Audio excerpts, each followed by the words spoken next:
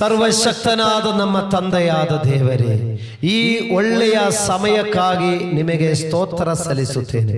ಈ ಒಳ್ಳೆಯ ದಿನಕ್ಕಾಗಿ ನಿಮಗೆ ವಂದನೆಗಳು ಸಲ್ಲಿಸುತ್ತೇನೆ. ಸರ್ವಶಕ್ತನು, ಕನಿಗರವು, ದಯೆಯು, ದೀರ್ಘಶಾಂತಿಯುಳ್ಳವನಾದ ಪರಿಶುದ್ಧನಾದ ದೇವರೇ, ನೀವು ನಮ್ಮನ್ನು ನೆಲೆಗೊಳಿಸುವುದಕ್ಕಾಗಿ ನಿಮಗೆ ಸ್ತೋತ್ರ. ನೀ ನಮ್ಮನ್ನು ಕರೆದುಕೊಂಡು ಬಂದದಕ್ಕಾಗಿ ಸ್ತೋತ್ರ. ದೇವರೇ, ನೀವು ನಮ್ಮನ್ನು ಆರೋಗ್ಯದಲ್ಲಿ ನೆಲೆಗೊಳಿಸುವುದಕ್ಕಾಗಿ ಸ್ತೋತ್ರ. ಆಯುಸ್ಸು ಕೊಟ್ಟಿದ್ದಕ್ಕಾಗಿ ಸ್ತೋತ್ರ. ದೇವರೇ, ನಿನ್ನ ಕೃಪೆಯನ್ನು ಹೊಂದಿಕೊಳ್ಳುವ ಹಾಗೆ ಮಾಡಿದಕ್ಕಾಗಿ ಸ್ತೋತ್ರ.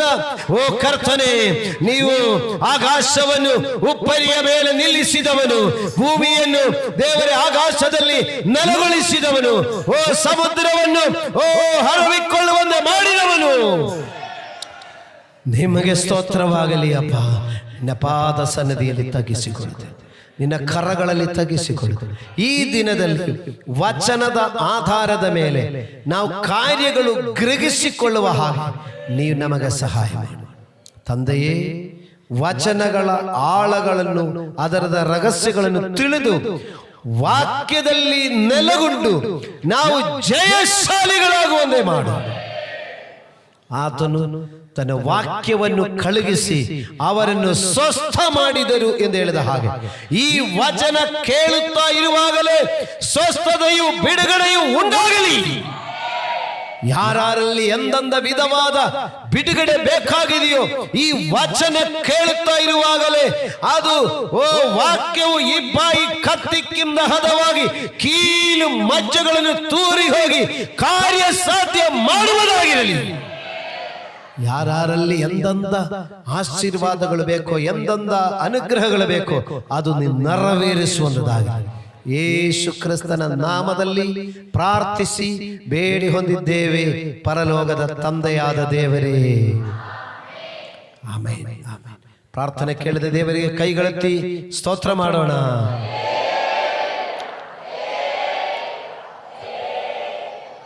Amen, amen, amen. Praise God. ದೇವರಿಗೆ ಸ್ತೋತ್ರವಾಗಲಿ. ಇವತ್ತಿನ ಸಂದೇಶಕ್ಕಾಗಿ ನಾವು ರೂತಳ ಪುಸ್ತಕ 4ನೇ ಅಧ್ಯಾಯ ಅದರಲ್ಲಿ 11ನೇ ವಾಕ್ಯ ಓದಿಕೊಳ್ಳೋಣ. ರೂತನ ಪುಸ್ತಕ 4ನೇ ಅಧ್ಯಾಯ 11ನೇ ವಾಕ್ಯ ಇವತ್ತಿನ ಧ್ಯಾನಕ್ಕಾಗಿ ಪ್ರಾರಂಭವಾಗಿ ನಾವು ಓದಿಕೊಳ್ಳೋಣ. ಇದಕ್ಕೆ ನೀವು ಸಾಕ್ಷಿಗಳು ಎಂದು ಹೇಳಿದ್ದಕ್ಕೆ ಊರು ಬಾಗಲಲ್ಲಿ ಕೂಡಿದ್ದ ಹಿರಿಯರು ಎಲ್ಲಾ ಜನರು, ಹೌದು, ನಾವು ಸಾಕ್ಷಿಗಳು. ಯೆಹೋವನು ಇಸ್ರಾಯೇಲಿನ ಮನೆಯನ್ನು ಕಟ್ಟಿದ ರಾಹೇಲ್, ಲೇಯಾ ಎಂಬ ಸ್ತ್ರೀಯರನ್ನು ಹೇಗೋ ಹಾಗೆಯೇ ನಿನ್ನ ಮನೆಗೆ ಬರುವ ಈ ಸ್ತ್ರೀಯನ್ನು ಅಭಿವೃದ್ಧಿಪಡಿಸಲಿ. ಎಫ್ರಾತದಲ್ಲಿ ಸತ್ಕಾರ್ಯವನ್ನು ಮಾಡು, ಬೆತ್ಲೆಹೇಮಿನಲ್ಲಿ ಘನವಂತನಾಗು. Praise God, hallelujah. ಒಂದು ಆಶೀರ್ವಾದದ ನುಡಿ ಊರು ಜನರೆಲ್ಲರೂ ಸೇರಿ ಒಂದು ಕುಟುಂಬಕ್ಕೆ ಕೊಡ್ತಾ ಇದೆ. ಹಲ್ಲೆಲೂಯಾ. ಗಮನಿಸಿ ಇವತ್ತಿನ ಸಂದೇಶ. ಒಂದು ಕುಟುಂಬವನ್ನು ಊರು ಜನ ಎಲ್ಲ ಸೇರಿ ಆಶೀರ್ವಾದ ಮಾಡ್ತಾ ಇದೆ. ಊರಿನ ಹಿರಿಯರು ಮತ್ತು ಊರಿನ ಜನರು ಸೇರಿ ಆ ಆಶೀರ್ವಾದ ನೋಡಿ. ಯೆಹೋವನು ಇಸ್ರಾಯೇಲಿನ ಮನೆಯನ್ನು ಕಟ್ಟಿದ ರಾಹೇಲ್, ಲೇಯಾಳ್ ಎಂಬ ಸ್ತ್ರೀಯರನ್ನು ಹೇಗೋ ಹಾಗೆಯೇ ನಿನ್ನ ಮನೆಗೆ ಬರುವ ಈ ಸ್ತ್ರೀಯನ್ನು ಅಭಿವೃದ್ಧಿಪಡಿಸಲಿ. ಸಹೋದರಿಯವರೇ, ಸ್ತ್ರೀಯವರಿಗೆ ಒಂದು ಅಭಿವೃದ್ಧಿಪಡಿಸಲಿ.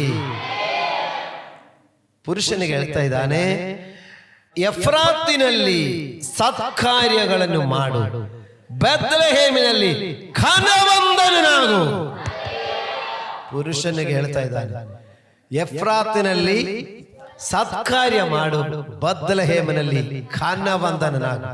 ಪುರುಷನಿಗೆ ಹೇಳ್ತಾ ಇದ್ದಾನೆ ಘನವಂತನಾಗು. ಸ್ತ್ರೀಗೆ ಹೇಳ್ತಾ ಇದೆ ಅಭಿವೃದ್ಧಿ ಹೊಂದಿಕೊ. ಅಭಿವೃದ್ಧಿ ಪ್ಲಸ್ ಘನತೆ, ಸಂತೋಷದ ಕುಟುಂಬ. ಇವತ್ತಿನ ಸಂದೇಶ ಅದೇ. ಸಹೋದರಿಯರೆಲ್ಲರೂ ಸೇರಿ ಪುರುಷರಿಗೆ ಹೇಳು, ನಿಮಗೆ ಘನವಂತನಾಗು. ಪುರುಷರೆಲ್ಲರೂ ಸೇರಿ ಅಭಿವೃದ್ಧಿ ಹೊಂದಿಕೊಳ್ಳಲಿ. ಹಲ್ಲೆಲೂಯಾ. ಎಲ್ಲರೂ ಸೇರಿ ಹೇಳುದು, ಅಭಿವೃದ್ಧಿ ಹೊಂದಿ ಘನವಂತರಾಗುತ್ತೇವೆ. ನಾವು ಪುಸ್ತಕ ತೆಗೆಯುವಾಗಲೇ ಗೊತ್ತಾಯಿತು, ರೂತಳು ಎಂದು ಹೇಳುವಾಗ ಗೊತ್ತಾಯಿತು. ಅದರದ್ದು ಕೆಲವರಿಗೆಲ್ಲ ಅದರದ್ದು ಸ್ಟೋರಿ ಗೊತ್ತಿರುತ್ತದೆ.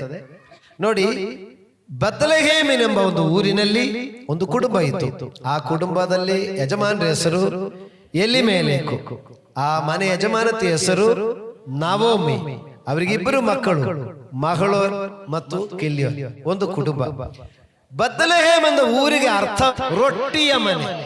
ರೊಟ್ಟಿಯ ಮನೆ ಎಂದು ಹೇಳಲಿಕ್ಕೆ ಕಾರಣ ಅಲ್ಲಿ ಸಮೃದ್ಧಿ ಇತ್ತು. ಅದಕ್ಕೆ ಹಲ್ಲೆಲೂಯಾ. ರೊಟ್ಟಿ ಮನೆ ಎಂದು ಹೆಸರುಳ್ಳ ಬೆತ್ಲೆಹೇಮಿನಲ್ಲಿ ಆದರೆ ಒಂದು ಸಂದರ್ಭದಲ್ಲಿ ಬರಗಾಲ ಬಂದಿತು. ಬರಗಾಲ ಬರುವಾಗ ಅನೇಕ ಕುಟುಂಬಗಳ ಊರಲ್ಲಿ ಇದ್ದರು.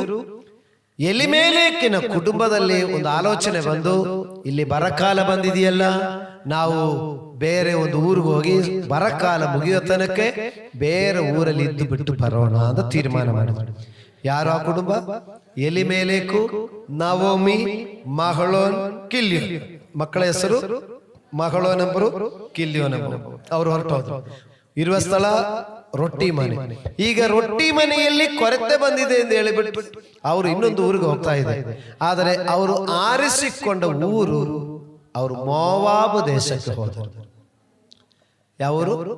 ಮೋವಾಬ್ ದೇಶ. ಮೋವಾಬ್ ಅಂತ ಹೇಳುವಾಗ ಏನಾದ್ರೂ ನೆನಪು ಬರ್ತಾ ಇದೆಯಾ? ಆ ಶಾಪಗ್ರಸ್ತ ಊರು. ಮೋವಾಬ್ ಶಾಪಗ್ರಸ್ತವಾಗಲಿಕ್ಕೆ ಕಾರಣ ಅವರ ಜನನವೇ ಸರಿಯಾಗಿರಲಿಲ್ಲ. ಬೆತ್ಲೆಹೇಮು ಆಶೀರ್ವಾದದ ಮನೆಯಿಂದ ಶಾಪದ ಮನೆಗೆ ಹೋಗಿದ್ದಾನೆ. ಇಲ್ಲಿ ಬರಕಾಲ ಅಂತ ಹೇಳಿಕೊಂಡು ಅಲ್ಲಿ ಸುಭಿಕ್ಷಕ್ಕೆ ಹೋಗಿದ್ದಾರೆ.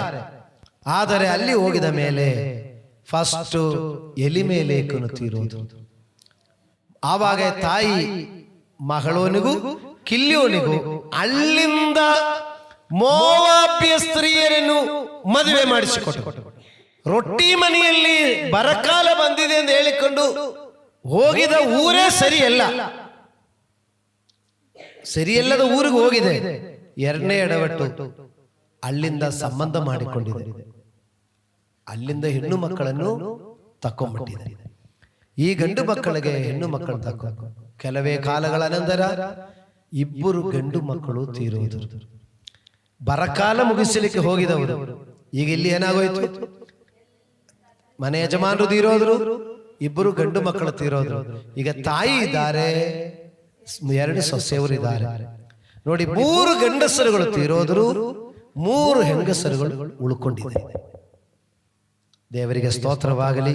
ಇದರ ಮಧ್ಯದಲ್ಲಿ ನಮಗಾಗಿ ಏನ್ ಕಲಿಯಲಿಕ್ಕಿದೆ? ನಾವೀಗ ಅವರ ಮೇಲೆ ತಪ್ಪೊರಿಸಲಿಕ್ಕಲ್ಲ, ಇದರಿಂದ ನಾವೇನ್ ಪಾಠ ಕಲಿಯಲಿಕ್ಕಿದೆ? ರೊಟ್ಟಿ ಮನೆಯಲ್ಲಿ ಬರಕಾಲ ಬಂದಿದೆ ಎಂದು ಹೇಳಿಕೊಂಡು ನಾವು ಬರಕಾಲ ಅಂತ ಹೇಳಿಕೊಂಡು ಓಡಿ ಹೋಗುವಂತ ಸ್ಥಳ ಏನು ಎಂಬುದು ಪರೀಕ್ಷಿಸಬೇಕು. ದೇವರ ಚಿತ್ತ ಇರುವಂತ ಸ್ಥಳ ಏನ?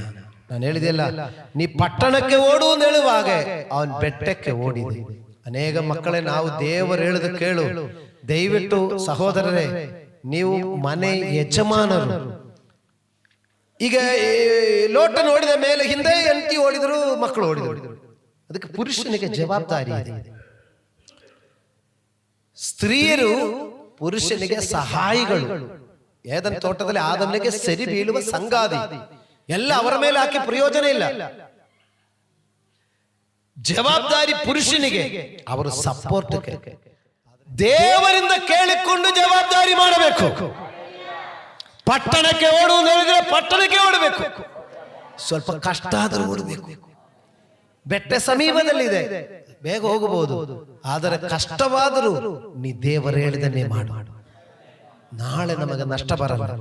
ನೋಡಿ, ನಷ್ಟವಾದರೂ ಪ್ರಮಾಣ ತಪ್ಪದವರಾಗಿರು. ಅವರು ಪ್ರಮಾಣ ತಪ್ಪಿದೆ, ಅಲ್ಲಿಗೆ ಹೋಗಿದೆ. ಲೋಟನ ಮಕ್ಕಳಿಂದ ಶಾಪಗ್ರಸ್ತವಾದ ಊರಿಗೆ ಹೋಗಿರುವ ಎಲಿಮೆಲೇಕನಿಗೂ ನಷ್ಟ ಬಂದಿತ್ತು, ಅವರ ಮಕ್ಕಳಿಗೂ ನಷ್ಟ ಬಂದಿತ್ತು. ದೇವರಿಗೆ ಸ್ತೋತ್ರವಾಗಲಿ. ಸಭೆಯಲ್ಲಿ ಬಂದ ದೇವರ ಮಕ್ಕಳಿರ, ನೀವು ಸಭೆಗೆ ಬಂದಿದ್ದು ಬೆತ್ಲೆಹೇಮ್ ರೊಟ್ಟಿಯ ಮನೆ, ಆಶೀರ್ವಾದ ಮನೆಯಿಂದ ಸಭೆಗೆ ಬಂದಿದೆ. ಸಭೆಗೆ ಬಂದ ನಿಮ್ಮ ಜೀವನದಲ್ಲಿ ಎಷ್ಟೋ ಆಶೀರ್ವಾದಗಳಾಗಿದೆ. ಯಾವುದೋ ಒಂದು ದಿವಸ ಯಾವುದೋ ಒಂದು ಬರಕಾಲದ ಅನುಭವ ಬಂದಿದೆ, ಒಂದು ಅನಾರೋಗ್ಯ, ಒಂದು ನಷ್ಟ, ಯಾವುದೋ ಒಂದು ಕೆಲಸ ಹೋಯ್ತು, ಯಾವುದೋ ಒಂದು ಲಾಸ್ ಆಯ್ತು, ಏನೋ ಒಂದು ಕೊರತೆ ಬರುವಾಗ ನೀವು ರೊಟ್ಟಿ ಮನೆ ಬಿಟ್ಟು ಓಡಬಾರದು. ಅದೇ ಇದರದ ಸಾರಾಂಶ. ನಾವು ಸ್ಟಾರ್ಟಿಂಗ್ ಅಲ್ಲಿ ಓದೋ ವಾಕ್ಯ ಏನಿದೆ? ಯೆಹೋವನು ಇಸ್ರಾಯೇಲ್ ಮನೆಯನ್ನು ಕೆಟ್ಟಿದ ರಾಹೇಲಳಂದೆಯೂ ಲೇಯಳಂದೆಯೂ ನೀ ಅಭಿವೃದ್ಧಿ ಹೊಂದಿಲಿ. ಪುರುಷನಿಗೆ ಎಫ್ರಾತಿಯಲ್ಲಿ ಸತ್ಕಾರ್ಯ ಮಾಡು, ಬೇತ್ಲೆಹೇಮಿನಲ್ಲಿ ಘನವಂದನಾಗು. ಇದು ನಮ್ದು ಪಾಯಿಂಟ್. ನಾವು ಅಭಿವೃದ್ಧಿ ಹೊಂದಿ ಘನವಂದನಾಗಲಿಕ್ಕೆ ಇರುವಂತ ಕೆಲ ಪಾಯಿಂಟ್ಗಳು ಹೇಳ್ತಾ ಇದೆ, ಧ್ಯಾನಿಸಬೇಕು. ನಾವು ಘನವಂದನಾಗಲಿಕ್ಕೆ, ಅಭಿವೃದ್ಧಿ ಹೊಂದಲಿಕ್ಕೆ ಇಲ್ಲಿ ಸ್ವಲ್ಪ ಕೊರತೆ ಬಂದಿದೆ ಹೇಳಿಕೊಂಡು ನಾವು ಓಡುವ ಸ್ಥಳ ಹೇಗಿದೆ ಎಂಬುದನ್ನು ಪರೀಕ್ಷಿಸಬೇಕು, ತಿಳುಕೊಳ್ಳಬೇಕು. ತಿಳುಕೊಳ್ಳದೆ ಓಡಿ ನಷ್ಟಪಡಬಾರದು. ಜೀವನದ ಸಮೃದ್ಧಿಯ ಮಧ್ಯದಲ್ಲಿ ಒಂದು ಕೊರತೆ ಬಂದಿತ್ತು, ಆದರೆ ಕೊರತೆ ಬಂದಿದೆ ಎಂದು ಹೇಳಿಕೊಂಡು ಹೋಗುವಂತ ಸ್ಥಳ ಮೋವಾಬ ದೇಶಕ್ಕೆ ಹೋಗಿದೆ. ಎಲಿಮೇಲೆಕ್ಕೂ ನಷ್ಟ ಆಯಿತು, ಮಗಳೊಂದು ನಷ್ಟವಾಯಿತು, ಕಿಲ್ಲಿಯೊಂದು ನಷ್ಟವಾಯಿತು. ದೇವರಿಗೆ ಸ್ತೋತ್ರ. ಅಲ್ಲಿ ಮದುವೆ ಮಾಡಲಿಕ್ಕೆ ಹೆಣ್ಣು ಮಕ್ಕಳು ಹುಡುಕುವಾಗಲಾದ್ರೂ ತಿರುಗಿ ಊರಿಗೆ ಬಂದು ಊರಲ್ಲಿರುವಂತ ಹೆಣ್ಮಕ್ಕಳು ಮದುವೆ ಮಾಡಬೇಕು, ನಮ್ಮೂರು ಜನ ನಮ್ಮವರನ್ನೇ ಮದುವೆ ಮಾಡಬೇಕಂತಾದ್ರೂ ಯೋಚನೆ ಮಾಡಬೇಕಾಯಿತು. ಆದರೆ ಅವರಿರುವ ಊರಲ್ಲಿ ನಷ್ಟಗಳು. ಈಗ ಬೇತ್ಲೆಹೇಮಲ್ಲಿ ಇರುವಾಗ ಅನ್ನಪಾನಕ್ಕೆ ಬರಕಾಲ ಇತ್ತು, ಇಲ್ಲಿ ಹೋಗಿದ್ರೆ ಜೀವಕ್ಕೆ ನಷ್ಟ ಆಗೋದು. ಇದೆಲ್ಲ ಹೇಳ್ತಾರೆ. ನಾನು ಈ ವಾಕ್ಯ ಮೊನ್ನೆ ನಿಮಗೆ ಹೇಳಲಿಕ್ಕೆ ಧ್ಯಾನ ಮಾಡ್ತಾ ಇರುವಾಗ ನನ್ನ ಮನಸ್ಸಾಕ್ಷಿಯಲ್ಲಿ ನಾನು ಕೂಡ ಜಾಗೃತಿಯಾಗಿರಬೇಕೆಂದು ನನಗೂ ದೇವರು ಮಾತಾಡಿದಕ್ಕೆ ನಿಮಗೆ ಹೇಳ್ತಾ ಇದ್ದೇನೆ. ನಾವು ಏನೋ ಒಂದು ಪಡ್ಕೊಳ್ಬೇಕು, ಏನೋ ಒಂದು ಮಾಡಬೇಕು ಅಂತ ಹೇಳಿಕೊಂಡು ಮಾಡೋದ್ರಲ್ಲಿ ದೇವರ ಚಿತ್ತ ಇದೆಯಾ ಎಂದು ನೋಡಿಕೊಂಡೇ ಮಾಡಬೇಕು. ಪ್ಲೀಸ್ ದಯವಿಟ್ಟು ಗಮನಿಸಿ. ನಾವು ಘನವಂತರಾಗಲಿಕ್ಕೆ, ಅಭಿವೃದ್ಧಿ ಹೊಂದಲಿಕ್ಕೆ ಏನೇ ಕಾರ್ಯ ದೇವರ ಚಿತ್ತ ಇದೆಯೋ ಎಂದು ತಿಳ್ಕೊಂಡು ಮಾಡಿರಿ. ದೇವರ ಚಿತ್ತ ಇಲ್ಲದಂದೆ ಏನು ಕಣ್ಣಿಗ ನೋಟಕ್ಕೆ ನಾವು ಪರಿಸ್ಥಿತಿಗೆ ನಾವು ಏನೋ ಒಂದು ಮಾಡೋಣ ಅಂದ್ಕೊಂಡು ಓಡಬಾರದು. ನೋಡಿ, ಸಭೆಯಿಂದ ಓಡಿ ಹೋಗಬೇಡ ಅಂದ. ಹಲ್ಲೆಲೂಯಾ. ಇಲ್ಲಿ ಬರಕಾಲ ಬಂದೆ ಅಂತ ಹೇಳಿಕೊಂಡು ಓಡಬೇಡ. ಅಲ್ಲಿ ಬೇತ್ಲೆಹೇಮಲ್ಲಿ ಉಳಿದ ಜನ ಎಲ್ಲ ಇದ್ರಲ್ಲ, ಇವರೊಂದು ಫ್ಯಾಮಿಲಿ ಹೋಗಿದೆ, ಉಳಿದವರು ಅಲ್ಲಿ ಇದ್ದರು. ಹಲ್ಲೆಲೂಯಾ. ನಷ್ಟವಾಯಿತು. ನಷ್ಟವಾಗಿದ ಮೇಲೆ ತಿರುಗಿ ಬಂದರು. ತಿರುಗಿ ಬಂದು ಊರಿಗೆ ಬರುವಾಗ ಜನ ಎಲ್ಲ, ಓ ನವೋಮಿ ಅಮ್ಮ ವಾಪಸ್ ಬರ್ತಾ ಇದ್ದಾರೆ. ಆವಾಗ ನವೋಮಿ ಹೇಳ್ತಾರೆ, ನನ್ನನ್ನು ನವೋಮಿ ಎಂದು ಕರೆಯಬೇಡ ಮಾರ. ನವೋಮಿ ಎಂದ ಮಾತಕ್ಕೆ ಸಂತೋಷ ಅಂತ ಅರ್ಥ. ನನ್ನ ಸಂತೋಷ ಅಂತ ಏನು ಕರೀದೆ? ಏನ್ ಸಂತೋಷ ನನಗೆ? ಗಂಡ ಕಳ್ಕೊಂಡಿದೆ, ಮಕ್ಕಳು ಕಳ್ಕೊಂಡಿದ್ದೀನಿ, ಏನ್ ಸಂತೋಷ ನನಗಿದೆ? ನನ್ನನ್ನು ಮಾರ ಎಂದು ಕರೆಯಬೇಕು. ಮಾರ ಅಂತ ಹೇಳಿದರೆ ಕಹಿ ಎಂದು ಅರ್ಥ. ಇಲ್ಲಿರುವಾಗ ಅನ್ನಪಾನಗಳಿಗೆ ಕೊರತೆ ಇತ್ತು. ಅಲ್ಲಿ ನೋಡಿ, ನಮ್ಮ ಗಂಡ ನಷ್ಟಪಟ್ಟು ಮಕ್ಕಳು ನಷ್ಟಪಟ್ಟು ಬರ್ತಾ ಇದೆ, ನನ್ನ ಕಹಿ ಎಂದು ಕರೆಯಿದರೆ ಸಾಕು ಎಂದು ಹೇಳ್ತಾರೆ. ದೇವರಿಗೆ ಸ್ತೋತ್ರ. ಆದರೂ ಊರು ಜನರು ನವೋಮಿಯನ್ನು ಸ್ವೀಕರಿಸಿದರು. ಹಲ್ಲೆಲೂಯಾ. ದೇವರಿಗೆ ಸ್ತೋತ್ರವಾಗಲಿ. ನವೋಮಿ ತಿರುಗಿ ಬಂದು ಬರುವಾಗ ನೋಡಿ, ಇಬ್ಬರು ಸೊಸೆಯವರು, ಇನ್ನೊಂದು ನೆಕ್ಸ್ಟ್ ಸ್ಟೆಪ್ ಹೇಳ್ತಾ ಇದ್ದಾರೆ, ಇಬ್ಬರು ಸೊಸೆಯವರಿಗೆ ನವೋಮಿ ಹೇಳಿದೆ 6ನೇ ವಾಕ್ಯದಲ್ಲಿ, ಯೆಹೋವನು ತನ್ನ ಜನರನ್ನು ಕಟಾಕ್ಷಿಸಿ ಅವರಿಗೆ ಆಹಾರವನ್ನು ಅನುಗ್ರಹಿಸಿದ್ದಾನೆಂಬ ವರ್ತಮಾನವನ್ನು ಕೇಳಿದ ನವೋಮಿಯು ಮೋವಾಬ ದೇಶದಿಂದ ಸ್ವದೇಶಕ್ಕೆ ಹೋಗಬೇಕೆಂದು ಸೊಸೆಯೊಡನೆ ಹೊರಟಳು. ನೋಡಿ, ಅಲ್ಲಿ ಸುದ್ದಿ ಗೊತ್ತಾಯಿತು, ಬರಕಾಲೆಲ್ಲ ಮುಗಿದಿತ್ತು, ದೇವರು ಅಲ್ಲಿ ಆಶೀರ್ವಾದ ಕೊಟ್ಟಿದೆ ಅಂತ ಹೇಳ್ಕೊಂಡು ತಿರುಗಿ ಬರ್ತಾ ಇದ್ದಾರೆ. ತಿರುಗಿ ಬರುವಾಗ ನವೋಮಿ ಸೊಸೆಯವರೊಂದಿಗೆ ಹೊರಟು ಬರುವ ದಾರಿಯಲ್ಲಿ ಮತ್ತೆ ಚಿಂದಗಳು. ನಾನು ಹೆಣ್ಮಕ್ಳನ್ನು ಕರ್ಕೊಂಡು ಹೋಗಿ ಅಲ್ಲಿ ಏನ್ ಮಾಡೋದು, ನೀವರನ್ನ ಹೆಂಗೆ ಸಾಕೋದು, ನಾನೇ ಹೋಗಿ ಇರುವುದೇ ಕಷ್ಟ, ಈಗ ಸೊಸೆಯವರನ್ನ ಹೆಂಗೆ ಸಾಕೋದು ಯೋಚನೆ ಬರುವಾಗ ನವೋಮಿ ಹೇಳ್ತಾರೆ, ಇಲ್ಲ ಮಕ್ಕಳೇ, ನೀವು ಬರಬೇಡ, ನೀವು ನಿಮ್ಮೂರಲ್ಲಿ ನಿಮ್ಮ ತವರು ಮನೆಗೆ ಹೋಗಿ ನಿಮ್ಮ ತಂದೆ ತಾಯಿಯವರ ಜೊತೆಯಲ್ಲಿ ಇದ್ದುಕೊಂಡು ನೀವು ಬೇರೆ ಮದುವೆ ಮಾಡಿ ನೀವು ಸಮಾಧಾನವಾಗಿ ಬಾಳಿ ಬದುಕಿರಿ ಎಂದು ಹೇಳಿದ್ರು. ಹಲ್ಲೆಲೂಯಾ. ಆವಾಗ ಇಬ್ರು ಸೊಸೆಯವರು ಹೇಳಿದ್ರು, ಇಲ್ಲಮ್ಮ, ನಿಮ್ಮನ್ನು ಬಿಟ್ಟು ನಾವು ಹೋಗಲ್ಲ ಅಂತ ಹೇಳಿದ್ರು. ನವೋಮಿ ಅತ್ತೆ ತುಂಬಾ ಮತ್ತು ಬಲವಂತ ಮಾಡಿದೆ, ಇಲ್ಲ ನೀವು ಹೋಗಬೇಕು, ನೋಡಿ ನೀವು ವಯಸ್ಸು ಮಕ್ಕಳು, ನಿಮಗೆ ಮುಂದೆ ಭವಿಷ್ಯ ಇದೆ, ನನಗೆ ವಯಸ್ಸಾಯ್ತು, ನಂದೇನೋ ಇನ್ನು ಮುಗಿದೋಗ್ತಾ ಇದೆ, ನಾನು ಹೆಂಗೋ ಬದುಕ್ತೀನಿ, ನೀ ಮನೆಗೆ ವಾಪಸ್ ಹೋಗ್ರಿಂದ ಮತ್ತೆ ಬುದ್ಧಿ ಮಾಡ್ತಾ ಹೇಳುವಾಗ ದೊಡ್ಡ ಸೊಸೆ ಒರ್ಪಳೆಂಬವರು ಸರಿ ಆಯ್ತು, ಅತ್ತೆಗೆ ಮುದ್ದಿಟ್ಟುಕೊಂಡು ತನ್ನ ಮನೆಗೆ ಹೊರಟೋದ್ರು. ಆದರೆ ಚಿಕ್ಕ ಸೊಸೆ ರೂತಳು ನವೋಮಿಗೆ ಹೇಳ್ತಾರೆ 16-17 ವಾಕ್ಯ ನೋಡಿ, ನಿನ್ನನ್ನು ಬಿಟ್ಟು ಹಿಂದಿರುಗಬೇಕೆಂದು ನನ್ನನ್ನು ಒತ್ತಾಯಪಡಿಸಬೇಡ, ನೀನು ಎಲ್ಲಿಗೆ ಹೋದರೂ ನಾನು ಅಲ್ಲಿಗೆ ಬರುವೆನು. ನೀನು ವಾಸಿಸುವಲ್ಲೇ ನಾನು ವಾಸಿಸುವೆನು. ನಿನ್ನ ಜನರೇ ನನ್ನ ಜನರು, ನಿನ್ನ ದೇವರೇ ನನ್ನ ದೇವರು. ನೀನು ಸಾಯುವಲ್ಲೇ ನಾನು ಸಾಯುವೆನು, ಅಲ್ಲೇ ನನಗೆ ಸಮಾಧಿಯಾಗಬೇಕು. ಮರಣದಿಂದಲ್ಲದೆ ನಾನು ನಿನ್ನನ್ನು ಅಗಲಿದರೆ ಯೆಹೋವನು ನನಗೆ ಬೇಕಾದನ್ನು ಮಾಡಲಿ ಎಂದಳು. Praise God. ಚಿಕ್ಕ ಸೊಸೆ ರೂತಳು ಆ ನವೋಮಿ ಎಂಬ ಅತ್ತೆಗೆ ಹೇಳಿದ ಮಾತುಗಳು ನೋಡಿ ಎಷ್ಟು ಚೆನ್ನಾಗಿದೆ. ನೋಡಿ, ನಿನ್ನನ್ನು ಬಿಟ್ಟು ಹಿಂದಿರುಗಬೇಕೆಂದು ನನ್ನನ್ನು ಒತ್ತಾಯ ಪಡಿಸಬೇಡ. ನೀನು ಎಲ್ಲಿಗೆ ಹೋದರೂ ನಾನು ಅಲ್ಲಿಗೆ ಬರುವೆನು. ನೀನು ವಾಸಿಸುವಲ್ಲೇ ನಾನು ವಾಸಿಸುವೆನು. ನಿನ್ನ ಜನರು ನನ್ನ ಜನರು, ನಿನ್ನ ದೇವರು ನನ್ನ ದೇವರು. ನೀನು ಸಾಯುವಲ್ಲೇ ನಾನು ಸಾಯುವೆ, ನಿನ್ ಸಮಾಧಿ ಮಾಡೋ ಜಾಗಲ್ಲೇ ನನಗೂ ಸಮಾಧಿ ಆಗ. ಇದು ಯಾರು ಹೇಳಿದ್ದಾರೆ? ಸೊಸೆ ಅತ್ತೆಗೆ ಹೇಳ್ತಾ ಇದ್ದಾರೆ. ಹಲ್ಲೆಲೂಯಾ.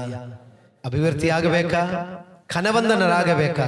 ಇದರ ಮಧ್ಯದಲ್ಲಿ ಕೆಲ ವಿಚಾರಗಳಿರುವುದನ್ನು ತಿಳ್ಕೊಳ್ಳಿ. ಇವತ್ತು ದೇವರು ಮಾತಾಡ್ತಾರೆ, ನಮಗೆ ಅಭಿವೃದ್ಧಿ ಆಗಬೇಕು, ಖನವಂದರಾಗಬೇಕು.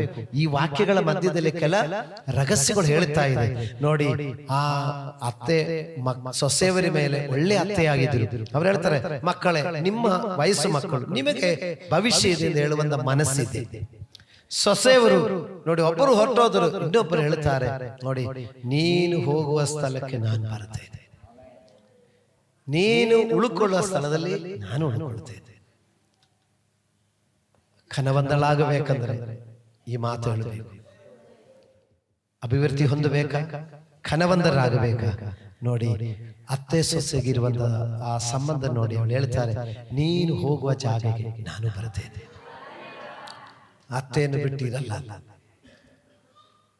ನೀನಿರುವ ಸ್ಥಳದಲ್ಲಿ ನಾನು ಉಳ್ಕೊಳ್ತೇನೆ. ನಿನ್ನ ಜನರು ನನ್ನ ಜನರು, ನಿನ್ನ ದೇವರು ನನ್ನ ದೇವರು. ನೋಡಿ, ನಿನ್ನ ಜನರು, ಮದುವೆ ಮಾಡ್ಲಿಕ್ಕಿರುವಂತ ಸಹೋದರಿಯವರು, ಮದುವೆ ಮಾಡಿದ ಮಕ್ಕಳು ತಿಳ್ಕೊಳ್ಳಿ, ಮದುವೆ ಮಾಡಿ ಮನೆಗೆ ಹೋದ ಮೇಲೆ ಆ ಮನೆಯಲ್ಲಿರೋರು ಯಾರು? ನನ್ನ ಜನರು. ಅದೇ ತರ ಸಹೋದರರೇ, ನಾವು ಒಂದು ಕಾರ್ಯ ಅರ್ಥ ಮಾಡಿಕೊಳ್ಳಬೇಕು. ಈ ಹೆಣ್ಣು ಮಕ್ಕಳು ಅವರು ಹುಟ್ಟಿ ಬೆಳೆದಿರುವಂತ ತಮ್ಮ ಸ್ವಂತ ಮನೆ ತ್ಯಾಗ ಮಾಡಿ ಬಿಟ್ಟು ಬರುವರು. ನಾವು ಹುಟ್ಟಿ ಬೆಳೆದು ಆಟ ಆಡಿಕೊಂಡು ಬೆಳೆದಿರುವಂತ ಮನೆ ನಾವು ಬಿಡ್ತಾ ಇಲ್ಲ. ನಾವು ಚಿಕ್ಕ ವಯಸ್ಸಲ್ಲಿ ಆಟ ಆಡಿಕೊಂಡು ಬೆಳೆದಿರುವಂತ ಮನೆಗೆ ನಾವು ಇಟ್ಟುಕೊಂಡು ನಮ್ಮನೆಗೆ ಅವರನ್ನು ಕರ್ಕೊಂಡ್ ಬಂದಿರೋದು. ನಮಗೆ ಅದರ ಫೀಲಿಂಗ್ಸ್ ಗೊತ್ತಾಗಲ್ಲ. ಆದ್ರೆ ಅವರು ಇಷ್ಟು ಕಾಲ ಹುಟ್ಟಿ ಬೆಳೆದು ಅಣ್ಣ ತಮ್ಮವರು ಅಕ್ಕ ತಂಗಿಯವರಾಗಿ ಹೊಂದಾವಣಿಕೆಲಿದ್ದ ಮನೆ ಬಿಟ್ಟು ಇನ್ನು ಮೇಲೆ ಯಾವುದೋ ಒಂದು ದಿವಸ ಬರಬೇಕಷ್ಟೇ, ಬಂದು ನೋಡಿಕೊಂಡು ವಾಪಸ್ ಹೋಗ್ಬೇಕು. ಇನ್ನು ನನಗೆ ಇದು ನನ್ನ ತಾಯಿಯವರ ಮನೆ, ನನಗೆ ಇನ್ನು ಮೊದಲಷ್ಟು ಸ್ವಾತಂತ್ರ್ಯ ಇಲ್ಲ. ಆ ತ್ಯಾಗ ಮಾಡಿನೇ ಅವರು ಬರುವುದು. ಇದು ನೀವು ಅರ್ಥ ಮಾಡಬೇಕು. ರೂತಳು ಮೋವಾಬಿ ಸ್ತ್ರೀ, ಅವರಿಗೆ ಯೆಹೋವ ದೇವರ ಮೇಲೆ ಅಷ್ಟು ಅನುಭವ ಇಲ್ಲ. ಆದರೆ ಇಸ್ರಾಯೇಲ್ ಮಕ್ಕಳಿಗೆ ಯೆಹೋವ ದೇವರ ಮೇಲೆ ಸರಿಯಾಗಿ ತಿಳಿದು ಬಂದಿದ್ದವರು. ಈಗ ರೂತಳು ಒಂದು ತೀರ್ಮಾನಕ್ಕೆ ಬರ್ತಾ ಇದೆ. ನವೋಮಿಗೆ ಹೇಳ್ತಾರೆ, ನಿನ್ನ ದೇವರು ನನ್ನ ದೇವರು. ಯಾಕೆಂದರೆ ನವೋಮಿ ಎದ್ದು ಬೆಳಿಗ್ಗೆ ಪ್ರಾರ್ಥನೆ ಮಾಡುದು ನೋಡಿದ್ದಾರೆ, ನವೋಮಿ ಆರಾಧನೆ ಮಾಡುದು ನೋಡಿದ್ದಾರೆ, ನವೋಮಿ ದೇವರಿಗೆ ಸ್ತುತಿ ಸ್ತೋತ್ರ ಮಾಡುದು ನೋಡಿದ್ದಾರೆ. ಇದು ನೋಡಿಕೊಂಡು ಅತ್ತೆಯನ್ನು ನೋಡಿಕೊಂಡು ಸೊಸೆ ಹೇಳ್ತಾರೆ, ನಿನ್ನ ದೇವರನ್ನು ನಾನು ಆರಾಧನೆ ಮಾಡುತ್ತೇನೆ. ಅದಕ್ಕೆ ಅತ್ತೆ ಅಂದವರು ಫಸ್ಟ್ ಪ್ರಾರ್ಥನೆ ಮಾಡುವರಾಗಿದ್ರೇನೆ ಸೊಸೆಯವರು ಪ್ರಾರ್ಥನೆ ಮಾಡುವುದು. ಅವಾಗ ಅವರು ಹೇಳ್ತಾರೆ, ನನ್ನ ಅತ್ತೆ ಪ್ರಾರ್ಥನೆ ಮಾಡ್ತಾರೆ, ನಾನು ಪ್ರಾರ್ಥನೆ ಮಾಡಬೇಕು, ನನಗೂ ಆ ದೇವರು ಬೇಕು ಅಂತ ಆಸೆ ಬರುತ್ತೆ ಅಂತ. ಹಲ್ಲೆಲೂಯಾ. ನೀ ಪ್ರೇಯರ್ ಮಾಡಬೇಕು, ದೇವರೇ ನನಗೆ ಸರಿ ಬೀಳುವ ಜೀವದ ಸಂಗಾತಿ ಒದಗಿಸಬೇಕಂತ. ವಯಸ್ಸು ಮಕ್ಕಳು, ಮದುವೆಗಿರುವ ಮಕ್ಕಳು, ಅದಕ್ಕೆ ಇನ್ನೂ 4-5 ವರ್ಷ ಇದೆ ಪಾಸ್ಟರ್ ಅಲ್ಲ, ನೀವು ಈಗಲೇ ಪ್ರಾರ್ಥನೆ ಮಾಡು. ಆವಾಗ ನಿಮಗಾಗಿರುವುದನ್ನು ಅಲ್ಲಿ ನಿಮಗಾಗಿ ರೂಪಾಂತರ ಆಗುತ್ತಾ ಇರುತ್ತದೆ. ನಿಮಗೆ ಸ್ವಭಾವಕ್ಕೆ ನಮ್ಮ ಗುಣಕ್ಕೆ ಸರಿಯಾದ ರೀತಿಯಲ್ಲಿ ಅಲ್ಲಿ ರೂಪಾಂತರ ಆಗುತ್ತಾ ಇದೆ. ಹಲ್ಲೆಲೂಯಾ. ದೇವರಿಗೆ ಸ್ತೋತ್ರವಾಗಲಿ. ಪ್ರಿಯ ದೇವರ ಮಕ್ಕಳಿರ, ನಾವು ಆ ಸಮಯ ಬರುವಾಗ ಸರಿ, ಅಯ್ಯೋ ಟೈಮ್ ಆಗೋಯ್ತು, ವಯಸ್ಸಾಗೋಯ್ತು, ಏನೋ ಒಂದು ಮಾಡಿಕೊಳ್ಳೋಣದಲ್ಲ, ಸರಿ ಬೀಳುವ ಜೀವಿತ ಸಂಗಾತಿ. ಹಲ್ಲೆಲೂಯಾ. ಥೆಸಲೋನಿಕೆ ಪತ್ರಿಕೆಯಲ್ಲಿ ಹೇಳ್ತಾ ಇದೆ ನೋಡಿ, ಅನ್ಯ ಜನರಂದೇ ಕಾಮಾಭಿಲಾಷಕ್ಕೆ ಒಳಪಟ್ಟು ಧರ್ಮ ಭಕ್ತಿಯನ್ನು ಸಂಪಾದಿಸಿಕೊಳ್ಳಬಾರದಂತೆ. ಪ್ರೀತಿ ಪ್ರೇಮದಿಂದ ಅಲ್ಲ, ಧರ್ಮಪದಿಯನ್ನಾಗಲಿ ಪತ್ನಿಯನ್ನಾಗಲಿ ಸಂಪಾದಿಸಿಕೊಳ್ಳುವುದು. ಮತ್ತೆ ಪವಿತ್ರವಾದ ಮನಸ್ಸಿನಿಂದಲೂ ಘನತೆ ವಿವಾಹ ಜೀವಿತ ಅದು ಘನತೆ, ಅದು ಗೌರವ ಉಳ್ಳದು. ನಾವು ಘನತೆಯಿಂದಲೂ ಗೌರವದಿಂದಲೂ ಧರ್ಮಪದಿಯನ್ನಾಗಲಿ ಧರ್ಮ ಪತ್ನಿಯನ್ನಾಗಲಿ ಸಂಪಾದಿಸಿಕೊಳ್ಳಬೇಕು. ದೇವರಿಗೆ ಸ್ತೋತ್ರ. ನೋಡಿ, ಹಾಗೆ ರೂತಳು ನೋಡಿ ನವೋಮಿಯ ಜೊತೆ ನಿನ್ನ ದೇವರು ನನ್ನ ದೇವರು ಅಂತ ಹೇಳ್ತಾರೆ. ಮತ್ತೆ ಹೇಳ್ತಾ ಇದ್ದಾರೆ, ನೀನು ಸಾಯುವಲ್ಲಿ ನಾನು ಸಾಯುತ್ತೇನೆ, ಆದರೆ ಸಾಯುವ ತನಕ ನಾನು ನಿನ್ನನ್ನು ಬಿಟ್ಟು ಹೋಗುವುದಿಲ್ಲ. ನಿನ್ನನ್ನು ಸಮಾಧಿ ಮಾಡುವ ಜಾಗೆಯಲ್ಲಿ ನನ್ನನ್ನು ಸಮಾಧಿ ಮಾಡಬೇಕು. ಓಹ್, ಎಷ್ಟು ಐಕ್ಯತೆ ಅತ್ತೆ ಸೊಸೆ. ರೂತಳು ಹೇಳ್ತಾರೆ, ನಿನ್ನನ್ನು ಸಮಾಧಿ ಮಾಡುವ ಜಾಗೆಯಲ್ಲಿ ಸಮಾಧಿ. ನಮ್ ಸಬ್ಜೆಕ್ಟ್ ಏನಿದೆ? ಅಭಿವೃದ್ಧಿ ಹೊಂದಿ ಘನತೆ ಹೊಂದಿಕೊಳ್ಳಿಕ್ಕೆ. ನಾವು ಸಭೆಯ ಮಕ್ಕಳು, ನಾವು ಚೇಂಜ್ ಆಗಬೇಕು. ಬೇರೆಯವರಲ್ಲಿ ವ್ಯತ್ಯಾಸ ಇದ್ರೆ, ಬೇರೆಯವರಲ್ಲಿ ಮಾತಾಡಿದ್ರೆ ನಾವು ಅದು ನೋಡಿ ಕಲಿಯವರಲ್ಲ, ನಾವು ದೇವರ ಮಕ್ಕಳಾಗಲಿ. ದೇವರಿಗೆ ಸ್ತೋತ್ರ. ಈ ಕಾರಣದಿಂದಲೇ ನೋಡಿ ರೂತಳು ನವೋಮಿ ಜೊತೆಯಲ್ಲಿ ಬದಲಹೇಮಿಗೆ ಬಂದರು. ಹೀಗೆ ಶಾಬದ ಮನೆ ಬಿಟ್ಟು ಈಗ ಆಶೀರ್ವಾದ ಮನೆಗೆ ತಿರುಗಿ ಬಂದರು. ಹೀಗೆ ಒರ್ಪಳು ಬಿಟ್ಟೋದ್ರು, ರೂತಳು ಬಂದರು. ನೋಡಿ 2ನೇ ಅಧ್ಯಾಯದ 1-2 ವಾಕ್ಯ ನೋಡುವಾಗ, ನವೋಮಿಯ ಗಂಡನಾದ ಎಲಿಮಲೇಕನ ಗೋತ್ರದಲ್ಲಿ ಬೋವಜನೆಂಬ ಒಬ್ಬ ಧನವಂತನಾದ ಸಂಬಂಧಿ ಇದ್ದನು. ಮೋವಾಬ್ಯಳಾದ ರೂತಳು ನವೋಮಿಗೆ, ನಾನು ಹೋಗಿ ಯಾವನು ನನಗೆ ದಯ ತೋರಿಸುವನೋ ಅವನ ಹೊಲದಲ್ಲಿ ಹಕ್ಕಲ ತೆನೆಗಳನ್ನು ಕೂಡಿಸಿಕೊಂಡು ಬರುವೆನು ಅಂದಳು. ಅದಕ್ಕವಳು, ನನ್ನ ಮಗಳೇ ಹೋಗು ಎನ್ನಲು, ಆಕೆಯು ದೈವಯೋಗದಿಂದ ಎಲಿಮಲೇಕನ ಗೋತ್ರದವನಾದ ಬೋವಜನ ಸ್ವಾಸ್ಥ್ಯವಾಗಿದ್ದ ಹೊಲಕ್ಕೆ ಹೋಗಿ ಕೊಯ್ಯುವವರ ಹಿಂದಿನಿಂದ ಹಕ್ಕಲಾಯುತ್ತಾ ಇದ್ದಳು. ಮನೆಗೆ ಬಂದರು, ಊರಿಗೆ ಬದಲಹೇಮೆಯಲ್ಲಿ ಬರುವಾಗ ವರ್ಷಗಳಾಯಿತು. ತಿರುಗಿ ಬರುವಾಗ ಮನೆಯೆಲ್ಲ ಒಂದು ಸೈಡ್ ಬಿದ್ದೋಯ್ತು. ಎಲ್ಲ ಸರಿ ಮಾಡಿಕೊಂಡ್ರು, ಎಲ್ಲ ರೆಡಿ ಮಾಡಿಕೊಂಡು ಒಂದು ಮೂಲೆಯಲ್ಲಿ ಇರುವಾಗ ಏನಾದ್ರೂ ತಿನ್ನಬೇಕಲ್ಲ, ಬೇಕಾದಾನೆ ತಿನ್ನಬೇಕು. ಆವಾಗ ಸೊಸೆ ಬೆಳಿಗ್ಗೆ ಅತ್ತೆಗೆ ಹೇಳ್ತಾ ಇದ್ದಾರೆ, ಅಮ್ಮ, ನನ್ನ ಮೇಲೆ ದಯ ತೋರುವ ಯಾವ ಮನುಷ್ಯನಿದ್ದ ಅನ್ನೋದು ಹುಡುಕಿ ನಾನು ಹೊಕ್ಕಲ ತೆನೆಗಳನ್ನು ಆಯ್ಕೊಂಡು ಬರಲಾ ಎಂದು ಕೇಳ್ತಾರೆ.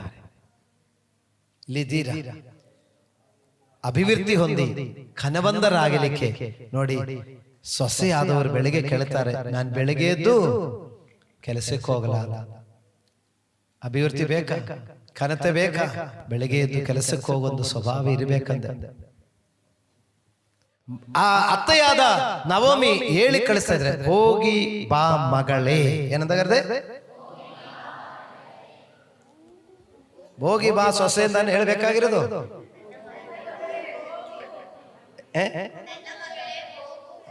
ನನ್ನ ಮಗಳೇ ಅಂತ ಹೇಳ್ತಾ ಇದ್ದಾರೆ. ಸೊಸೆ ಅಂದಲ್ಲ ಹೇಳೋದು, ಮಗಳೇ. ಅಭಿವೃದ್ಧಿ ಆಗಲಿಕ್ಕಾಗಿ, ಘನವಂತನರಾಗಲಿಕ್ಕಾಗಿ ನಮ್ಮ ಒಡನಾಟಗಳು ಬೇಕಾಗಿದೆ. ನಾವು ನಮ್ದು ಸ್ವಭಾವ ಅಲ್ಲ, ನಾವು ಹಳೇದಿಟ್ಕೊಂಡು ನಾವು ಚರ್ಚೆಗೆ ಮಾತ್ರ ಬಂದು ಯಾಕೆ ನಮ್ಗೆ ಒಳ್ಳೇದಾಗಿಲ್ಲ ಅಂತ ಇದೆಲ್ಲ ಕೇಳುವಾಗ ನಾವು ರೂಪಾಂತರ ಆಗ್ತಾ ಇರಬೇಕು. ಹಾಲೆಲೂಯಾ, ದೇವರಿಗೆ ಸ್ತೋತ್ರವಾಗಲಿ. ನಾವು ದುಡಿಯುವರಾಗಿರ್ಬೇಕು, ದುಡಿದು ಸಂಪಾದನೆ ಮಾಡಬೇಕು. ಏದನ್ ತೋಟದಲ್ಲಿ ಹೇಳಿದೆ, ನೀವು ಬೆವರಿಡಿದ ಆಹಾರವನ್ನು ಸಂಪಾದನೆ ಮಾಡು. ನೋಡಿ, ಅವರು ದುಡಿಯಲಿಕ್ಕೆ ಹೋಗಿದೆ. ದುಡಿಯಲಿಕ್ಕೆ ಹೋಗುವಾಗ ಅತ್ತೆಯನ್ನು ಕೇಳಿಕೊಂಡು ಹೋಗಿದ್ದಾರೆ. ಇಲ್ಲಿದ್ದೀರಾ? ಕೇಳಿಕೊಂಡು ಹೋಗಿದ್ದಾರೆ. ನಾನು ಓದಿದೆ, ನಾನು ಡಿಗ್ರಿ ಪಡೆದಿದೆ, ನಾನು ಸರ್ಟಿಫಿಕೇಟ್ ತಗೊಂಡು ನನ್ನ ಇಷ್ಟಕ್ಕೆ ನಾನೇ ಕೆಲಸ ಹುಡುಕಿ ಹೋಗ್ತೇನೆ. ಎಲ್ಲ ಅತ್ತಕ್ಕೆ ಕೇಳಲಿಕ್ಕಾಗತ್ತಾ? ಮನೆಯಲ್ಲಿ ದೊಡ್ಡವರಿಗೆ ಕೇಳಿಕೊಂಡು ಹೋಗ್ಬೇಕು. ಅಭಿವೃದ್ಧಿ ಆಗಬೇಕು, ಘನವಂತರಾಗಬೇಕು. ಮನೆಯಲ್ಲಿ ದೊಡ್ಡವರಿರುವಾಗ ಹೋಗಿ ಬರ್ತೀನಿ ಅಂತ ಹೇಳಿಕೊಂಡು ಹೋಗಿ, ಅವ್ರು ಆಯ್ತು ಹೋಗಿ ಪಾಪ ಒಳ್ಳೇದಾಗಲಿ, ಫ್ರೀ ಆಗಿ ಒಂದು ಆಶೀರ್ವಾದ ಸಿಗುತ್ತೆ. ಫ್ರೀ ಆಗಿ ಒಳ್ಳೇದಾಗಲಿ, ಅದೊಂದು ಆಶೀರ್ವಾದ ತಾನೆ. ಹೋಗಿ ಪಾಪ ಒಳ್ಳೇದಾಗಲಿ. ಆದ್ರೆ ಹೇಳದೆ ಹೋಯ್ತು, ಹೋಗ್ತಾ ಇರುವಾಗ ಮರ್ಯಾದೆನೇ ಇವರೆಲ್ಲ ಏನ್ ಮಾಡ್ತಾರೆ? ಮಕ್ಕಳೇ, ನಾನು ಹೆಣ್ಮಕ್ಳಿಗೆ ಮಾತ್ರ ಅಲ್ಲ, ಪುರುಷರಿಗೆ ಹೇಳ್ತಾ ಇದ್ದೇನೆ, ನಿಮ್ಮನ್ನು ಓದಿಸಿದ ಮೇಲೆ, ನಿಮಗೆ ಹೈಯರ್ ಡಿಗ್ರಿ ಬಂದ ಮೇಲೆ ನಿಮಗೆ ಅನಿಸಬಹುದು, ನಾನೀಗೆ ತುಂಬಾ ಸೂಪರು, ಅವರಿಗೆ ಇಂಗ್ಲಿಷ್ ಓದಲಿಕ್ಕೆ ಬರಲ್ಲ, ಮಾತಾಡ್ಲಿಕ್ಕೆ ಬರಲ್ಲ ಅಂತ ಇರಬಹುದು. ನಿಮ್ಮನ್ನು ಸ್ಥಿತಿಗೆ ತರಲಿಕ್ಕೆ ತ್ಯಾಗ ಮಾಡಿದ ತಂದೆ ತಾಯಿಯನ್ನು ಸನ್ಮಾನಿಸಬೇಕು. ನೀ ಭೂಮಿಯಲ್ಲಿ ದೀರ್ಘಾಯುಸ್ಸುಳ್ಳವರಾಗಲಿಕ್ಕಾಗಿ ನಿನ್ನ ತಂದೆ ತಾಯಿಯನ್ನು ಸನ್ಮಾನಿಸಿರಿ. ಇದು ಪ್ರಮಾಣ ಪೂರ್ವಕವಾದ ವಾಕ್ಯವಾಗಿದೆ. ನೋಡಿ, ಇದು ಪ್ರಮಾಣ ಪೂರ್ವಕ ಮದುವೆ ಎಫೆಸ ಪತ್ರದಲ್ಲಿ ಈ ಮಾತಾಡುವಾಗ ಇದು ಪ್ರಮಾಣ ಪೂರ್ವಕ ಆಜ್ಞೆಯಲ್ಲಿ ಇದೆ ಎಂದು ಹೇಳ್ತಾರೆ. ಅಂದ್ರೆ ನೋಡಿ, ನಾವು ಎಷ್ಟೇ ಉನ್ನತ ಸ್ಥಿತಿಗೆ ಬರುವಾಗಲೂ ಹಿರಿಯವರಿಗೆ ಗೌರವ ಕೊಡ್ಲಿಕ್ಕೆ ನಾವು ಕಡಿಮೆ ಆಗಬಾರದು. ವಿದ್ಯಾಭ್ಯಾಸದಲ್ಲಿ ಮುಂದೆ ಬಂದ್ರು, ಕೆಲಸದಲ್ಲಿ ಮುಂದೆ ಬಂದ್ರು, ನಮ್ದು ಪೇಮೆಂಟ್ ಅಲ್ಲಿ ಮುಂದೆ ಬಂದ್ರು, ಹಿರಿಯವರನ್ನು ಸನ್ಮಾನಿಸಬೇಕು. ಹೋಗಿ ಬಾ, ಆವಾಗ ಒಂದು ಒಳ್ಳೆ ಮಾತು ಬರ್ತದೆ, ಹೋಗಿ ಬಾ ಮಗಳಿಂದ ಹೋದ್ರು. ಹೋಗಿದ ಮೇಲೆ ನೋಡಿ, ಇನ್ನೊಂದು ತುಂಬಾ ಒಳ್ಳೆ ಮಾತು ಏನಂತ ಗೊತ್ತಾ? ದೈವಯೋಗದಿಂದ ಎಲಿಮೆಲೆಕನ ಗೋತ್ರದವನಾದ ಬೋವಜನ ಸ್ವಾಸ್ಥ್ಯವಾಗಿದ್ದ ಹೊಲಕ್ಕೆ ಹೋಗಿ ಹೊಯ್ಯುವವರ ಹಿಂದಿನಿಂದ ಅಕ್ಕಲಾಯ್ತಾ ಇದ್ದಳು. ಹಾಲೆಲೂಯಾ. ನೋಡಿ, ಅದು ದೈವಯೋಗದಿಂದ ಅಂಡರ್ಲೈನ್ ಮಾಡಬೇಕಾದ ನಮ್ಮ ಕೆಲಸಗಳು ನಮಗೆ ದೇವರೇ. ಈಗ ನಾವೀಗ ಒಕ್ಕಲಾಯಲಿಕ್ಕೆ ಹೋಗೋರು ಅಲ್ಲಿಂದ್ರೂ ಕೂಡ ಒಂದು ಕಂಪನಿಯಲ್ಲಿ ಕೆಲಸಕ್ಕೆ, ಒಂದು ಫ್ಯಾಕ್ಟ್ರಿಯಲ್ಲಿ ಏನೋ ಕೆಲಸ ಕಾರ್ಯಗಳನ್ನು ನೀವು ಹುಡುಕುವಾಗ ಮಕ್ಕಳೇ ನೋಡಿ, ಎಷ್ಟೋ ಸರ್ಟಿಫಿಕೇಟ್ ತಕೊಂಡು ನೀವು ಅಲ್ಲೆಲ್ಲ ಕೆಲಸ ಹುಡುಕ್ತಾ ಇರುವವರು ಇರಬಹುದು. ಗಮನಿಸಿ, ನೀ ಕೆಲಸ ಹುಡುಕ್ತಾ ಇರುವವರು ಇರಬಹುದು. ದೈವಯೋಗ ಇದ್ದರೆ ಸರಿಯಾದ ಭಾವಸಿನ ಹೊಲದಲ್ಲಿ ನೀವು ಹೋಗಿ ಸೇರ್ತೀರಾ. ಅದು ಸರ್ಟಿಫಿಕೇಟ್ ಬೆಲೆ ಅಲ್ಲ, ಅದು ದೈವಯೋಗದ ಬೆಲೆ, ಅದು ದೈವ ಕೃಪೆ. ಅರ್ಥ ಆಗ್ತಾ ಇದೆಯಾ? ಓದುವುದು ದೊಡ್ಡದಲ್ಲ, ದೊಡ್ಡದೇನೆ, ಆದರೆ ಓದಿದಕ್ಕೆ ತಕ್ಕ ಕೆಲಸ ನಮಗೆ ಸಿಕ್ಕಬೇಕಂದ್ರೆ ಅದು ದೈವಯೋಗದಿಂದ. ಅರ್ಥ ಆಗ್ತಾ ಇದೆಯಾ? ದೇವರ ಕೃಪೆ ದೊಡ್ಡದು, ನಾವು ಅರ್ಥ ಮಾಡಬೇಕು. ನಾವು ಎಷ್ಟೋ ಸಂದರ್ಭದಲ್ಲಿ ನಾವು ಹೆಮ್ಮೆ ಪಟ್ಟು ಹೋಗೋದು, ನಾನು ಅಂದದ್ರಲ್ಲಿ ಇದ್ದೀನಿ, ಇಂಥದ್ರಲ್ಲಿ ಇದ್ದೀನಿ, ಹಂಗಿದ್ದೀನಿ, ಅದ್ರಲ್ಲಿ ಇದ್ದೀನಿ, ಏನೇನೆಲ್ಲ ನಾವು ಹೆಮ್ಮೆ ಪಡೋದು ಅಲ್ವಾ? ಸೂಪರ್ವೈಸರ್ ನಂಬೇಕಾದವರು, MLA ನಮ್ಮವರೇ, ಮತ್ತೆ ಮಿನಿಸ್ಟರ್ ಕಡೆಯಿಂದ ನನಗೆ ಇದು ಬರುತ್ತೆ, ರೆಕಮೆಂಡ್ ಬರುತ್ತೆ, 100 ಕಥೆಯೆಲ್ಲ ಹೇಳ್ಕೊಂಡು ಅಲ್ಲಿ ಇರು. ಆದ್ರೆ ನನಗೆ ದೈವಯೋಗ ಇದ್ದರೆ ಎಲ್ಲ ಕೂಡಿ ಬರುತ್ತದೆ. ಇವತ್ತು ತೀರ್ಮಾನ ಮಾಡು, ನನಗೆ ದೇವರ ಕೃಪೆ ಬೇಕು. ಓದಿರುವುದು ನಿನ್ನ ಕೃಪೆ, ಸರ್ಟಿಫಿಕೇಟ್ ಬಂದಿರುವುದು ನಿನ್ನ ಕೃಪೆ. ನಾವು ಒಂದು ಒಳ್ಳೆಯ ಭಾವಜನ ಜಾಗೆಗೆ ಬಂದಿದೆ. ನಮ್ಮ ಭಾವಜ ಯಾವುದು? ಯೇಸು ಕ್ರಿಸ್ತನೆಂಬ ಒಳ್ಳೆಯ ಭಾವಜನ ಹೊಲದಲ್ಲಿ ಬಂದಿದ್ದೇವೆ ನಾವು. ಹೀಗೆ ಇವಳು ಹೋಗಿ ಕತ್ತು ಮುಚ್ಚಿಕೊಂಡು ಸ್ವಲ್ಪ ಆ ಸಿವಡುಗಳಿಂದ ಎಳ್ಕೊಂಡ್ಬಿಟ್ಟಿದ್ರೆ ಏನಾಗ್ತಾ ಇತ್ತು? ಏನಾಗ್ತಾ ಇತ್ತು? ಕೆಲಸದವರು ಕಂಡಿಡಿದು ಕೊಡುಗೋಲೆಲ್ಲ ಹಚ್ಕೊಂಡು ಕಳ್ಳಿ ಬಂದಿದ್ದಾರೆ ಅಂತ ಹೇಳ್ಕೊಂಡು ಓಡಿಸ್ಬಿಡ್ತಾ ಇದ್ದ. ಆದ್ರೆ ಇವಳು ದೀನ ಭಾವದಿಂದ ದೂರ ಇದ್ದುಕೊಂಡು, ನೋಡಿ ಹತ್ರ ಕೂಡ ಹೋಗಿಲ್ಲ, ದೂರ ಇದ್ದುಕೊಂಡು ಅವಳು ಬಿದ್ದೋಗಿರುವಂತ ತೆನೆಗಳು ಆಯ್ಕೊಳ್ತಾ ಇದ್ರು. ದೇವರ ಸನ್ನದಿಯಲ್ಲಿ ನಾವು ತಗ್ಗಿಸುವಂತ ಮನಸ್ಸಿರಲಿ. ತಗ್ಗಿಸಿಕೊಳ್ಳುವಾಗ ಕೆಲಸವರಿಗೆ ಅವರ ಮೇಲೆ ಒಂದು ಪ್ರೀತಿ ಬಂದು, ಕೆಲಸದವರು ಪ್ರೀತಿ ಬಂದು ಬೇಕು ಬೇಕು ನೆನಕೊಂಡು ಕೆಲ ತೆನೆಗಳು ಬಿಟ್ಟು ಬಿಟ್ಟಿದೆ. ಆಮೇಲೆ ಅವಳ ದೀನ ಭಾವ ನೋಡಿಕೊಂಡು ಒಲೆ ಯಜಮಾನರು ಬಂದಿದ್ದಾರೆ, ಬೋವಸರು ಬಂದು ನೋಡುವಾಗ ಕೇಳ್ತಾರೆ, ಯಾರ ಹುಡುಗಿ? ನೋಡುವ ನೋಟದಲ್ಲಿ ಒಂದು ದೀನ ಭಾವ ಕಾಣಿಸ್ತಾ ಇದೆಯಲ್ಲ, ಯಾರೊಂದು ಕೇಳಿದ್ರು. ಆವಾಗ ಹೇಳಿದ್ರು, ಹೀಗೆ ನಮ್ಮೂರು ಎಲಿಮೆಲೆಕನು ಆ ಸೊಸೆಯಾಗಿ ಬಂದವಳು ನವೋಮಿ ಅಲ್ಲಿ ಹೋಗಿ ಅಲ್ಲಾಗಿ ಕಥೆ ಎಲ್ಲ ಸ್ಟೋರಿ ಎಲ್ಲ ಹೇಳಿಬಿಟ್ಟು. ಹೌದಾ? ಹಾಗಾದರೆ ಈ ಬೋವೇಸನು ಎಲಿಮೆಲೆಕನು ರಿಲೇಷನ್. ಅದಕ್ಕೆ ಹೇಳಿದ್ರು, ಹಾಗಾದ್ರೆ ನೀವು ಇನ್ನೂ ಸ್ವಲ್ಪ ಕೆಲಸದವರು ಸ್ವಲ್ಪ ಕೊಟ್ಟರು, ಈಗ ಓನರ್ ಹೇಳ್ತಾರೆ ಇನ್ನೂ ಸ್ವಲ್ಪ ಕೊಡಿ, ಬೇಕು ಬೇಕು ಅಂತ ಹೇಳ್ಕೊಂಡು ತೆನೆಯನ್ನು ಬಿಟ್ಟು ಬಿಡು. ನೋಡಿ, ಯಜಮಾನ್ರು ಹೇಳಿದ ಮೇಲೆ ಇನ್ನೇನು, ಅವಳು ಸಮಯಕ್ಕೆ ಮುಂಚಿತವಾಗಿ ಅವಳು ಒಕ್ಕಲಾಡಿಸಿಕೊಂಡು ಶಾಳಿಗೆ ಮೇಲೆ ಎಲ್ಲ ಕಟ್ಕೊಂಡು ಬೇಗ ಮನೆಗೆ ಬಂದಳು. ಬೇಗ ಮನೆಗೆ ಬರುವಾಗ ಅತ್ತೆ ಕೇಳ್ತಾ ಇದ್ದಾರೆ, ಇಷ್ಟು ಬೇಗ ನಿಮಗೆ ಯಾರು ಒದಗಿಸಿ ಕೊಟ್ಟು ಮಗನೇ? ಆವಾಗ ಅವಳು ಸ್ಟೋರಿ ಹೇಳಿದ್ರು, ಈ ಬೋವಜ್ ಎಂಬ ಒಬ್ಬ ಯಜಮಾನರು ಅವರು ಹಿಂಗೆ ಆಯ್ತು, ಅವರು ಪ್ರೀತಿ ತೋರಿ ನನಗೆ ಕೊಟ್ಟರು, ಮತ್ತೆ ಕುಡಿಯುವ ನೀರು ಅವರು ಕುಡಿಯುವ ನೀರಿಂದಲೇ ಅದೇ ಪಾತ್ರೆಯಲ್ಲಿ ನನಗೂ ಕೊಟ್ಟರು ಎಲ್ಲ ಹೇಳುವಾಗ ದೇವರು ನಿನ್ನ ಆಶೀರ್ವದಿಸಲಿ. ನೋಡಿ, ನೀ ತಗ್ಗಿಸಿ ಕೊಡುವಾಗ ಬೇಗ ಕೆಲಸ ಆಗುತ್ತೆ. ಇಲ್ಲಿದ್ದೀರಾ? ತಗ್ಗಿಸಿ ಕೊಡುವಾಗ ಬೇಗ ಕೆಲಸ ಆಗುತ್ತೆ. ಕೆಲಸ ಮಾಡುವ ಜಾಗೆಯಲ್ಲಿ ನೀ ತಗ್ಗಿಸಿ ಕೊಡುವುದಾದ್ರೆ ನಿನಗಾಗಿ ದೇವರು ಹಾಕಿ ಕೊಡುವನಾಗಿರುತ್ತಾನೆ. Praise God, hallelujah. ಎಲ್ಲಾದ್ರೂ ನಮ್ಮಲ್ಲಿ ಮಿಸ್ಟೇಕ್ ಇದ್ರೆ ಸರಿ ಮಾಡಿಕೊಳ್ಳಿ. ಕೇಳ್ತಾ ಇರುವಾಗಲೇ ನೀವು ಸರಿ ಮಾಡಿಕೊಳ್ಳಬೇಕು. ನಿಮ್ಮ ವರ್ತನೆ ನೋಡಿ, ನಿಮ್ಮ ನಡವಳಿಕೆ ನೋಡಿ, ನಿಮಗಾಗಿ ಮಾಡೋರಿದ್ದಾರೆ. ಈ ವರ್ತನೆ ಎಲ್ಲಿಂದ ಕಲಿದಿದೆ? ನವೋಮಿಯ ದೇವರಿಂದ ಕರೆದಿದ್ದಾರೆ. ನಿನ್ನ ದೇವರು ನನ್ನ ದೇವರು ಎಂದು ಅವಳು ಒಪ್ಪಿಕೊಂಡ ಮೇಲೆ ಆ ದೇವರ ದಯೆಯಿಂದ, ದೈವ ಯೋಗದಿಂದ ಅವಳು ಹೋಗೋದ್ರಿಂದ ಒಳ್ಳೆಯ ಯಜಮಾನ ಸಿಕ್ಕಿತ್ತು. ಅಲ್ಲಿ ಒಳ್ಳೆ ತೆನೆಗಳು ಆರಿಸಿಕೊಂಡು ಬೇಗ ಮನೆಗೆ ಬಂದರು. ಮಾರನೇ ದಿವಸ ಕೇಳ್ತಾರೆ, ನಾನು ಮತ್ತೆ ಹೋಗಲ್ಲ. ಆವಾಗ ಅತ್ತೆ ಹೇಳಿಕೊಡ್ತಾರೆ, ಅದೇ ಜಾಗಕ್ಕೆ ಹೋಗು, ನಿನಗೆ ತೊಂದರೆ ಇಲ್ಲದ ಜಾಗಕ್ಕೆ ಹೋಗು. ಅಲ್ಲಿ ಹೋಗೋದು ಹೇಳಿದ್ರು, ಅಲ್ಲಿ ಹೋದರು. ಅಲ್ಲಿ ಹೋದ ಮೇಲೆ ಅಲ್ಲಿ ಪರಿಚಯ ಆಯ್ತು. ಪರಿಚಯ ಆಗಿದ ಮೇಲೆ ನೋಡಿ, ನವೋಮಿ ಮತ್ತೆ ತನ್ನ ಆಸ್ತಿ ಮಾರಾಟಕ್ಕೆ ಬಿಟ್ಟಿದೆ. ಇಲ್ಲಿ ನೋಡಿದ್ರೆ ಮಕ್ಕಳಿಲ್ಲ, ಇನ್ನು ಗಂಡ ಇಲ್ಲ, ಇನ್ನು ಇರುವುದೇನು ಒಂದು ಸೊಸೆ ಜೊತೆಯಲ್ಲಿ ಮಗಳ ತರ ಬಂದಿದ್ದಾರೆ. ಅದಕ್ಕೆ ಈ ಇಸ್ರಾಯೇಲಲ್ಲಿ ಆಗಿನ ಕಾಲದಲ್ಲಿ ಒಂದು ಪದ್ಧತಿ ಏನೆಂದ್ರೆ, ಒಬ್ಬರದು ವಿಧವೆಯ ಆಸ್ತಿ ಯಾರಾದರೂ ತೆಗೆದುಕೊಂಡಿದ್ದರೆ ಆ ವಿಧವೆಯನ್ನು ಕೂಡ ಅವರು ಪರಾಮರಿಸಬೇಕು. ಇದು ಒಂದು ಕ್ರಮ ಇತ್ತು ಅಲ್ಲಿ ಇಸ್ರಾಯೇಲಲ್ಲಿ. ಆವಾಗ ನವೋಮಿ ನೋಡಿ ಈ ಬೋವಸನಿಗೆ ಹೇಳ್ತಾರೆ, ನೋಡಿ ನನ್ನ ಆಸ್ತಿ ಮಾರಾಟಕ್ಕಿಟ್ಟಿದೆ, ನೀನೇ ತಕೊಳ್ತೀರಾ ಅಂತ ಕೇಳಿದ್ರು. ಆವಾಗ ಬೋವಸ್ ಹೇಳಿದೆ, ನೋಡಿ ನನಗಿಂದ ಅದು ತೆಗೆದುಕೊಳ್ಳಿಕ್ಕೆ ಯೋಗ್ಯರಾದವರು ಇನ್ನೊಬ್ಬರು ಇದ್ದಾರೆ ನೋಡಿ, ಅವರು ತಕೊಂಡು ಇಲ್ಲದಿದ್ದರೆ ನಾನು ತಕೊಳ್ತೇನೆ. ಹಾಲೆಲೂಯ. ನೋಡಿ ಬೋವಸ್ ಒಳ್ಳೆ ಬೋವಸ್ ಆಗಿದೆ. ಸರಿ, ಬೋವಸ್ಗೂ ಗೊತ್ತು ಈ ಜಮೀನ್ ತಕೊಂಡಿದ್ರೆ ಈ ಹುಡುಗಿಯನ್ನು ನನಗೆ ಬರುತ್ತೆ ಅಂತ ಗೊತ್ತು. ಆವಾಗ ಬೋವಸ್ ಊರಲ್ಲಿ ವಾರಸ್ತಾರು ಇನ್ನೊಬ್ಬರು ಇದ್ದಾರೆ, ಅವರಿಗೆ ಕೇಳಿ ಅವರು ಆಗಲ್ಲ ಅಂತ ಹೇಳಿದರೆ ನಾನು ತೆಗೆದುಕೊಳ್ತೇನೆ. ಆಮೇಲೆ ಊರು ಬಾಗಲ್ಲಿ ಹೋಗಿ ಕೇಳಿದ್ರು.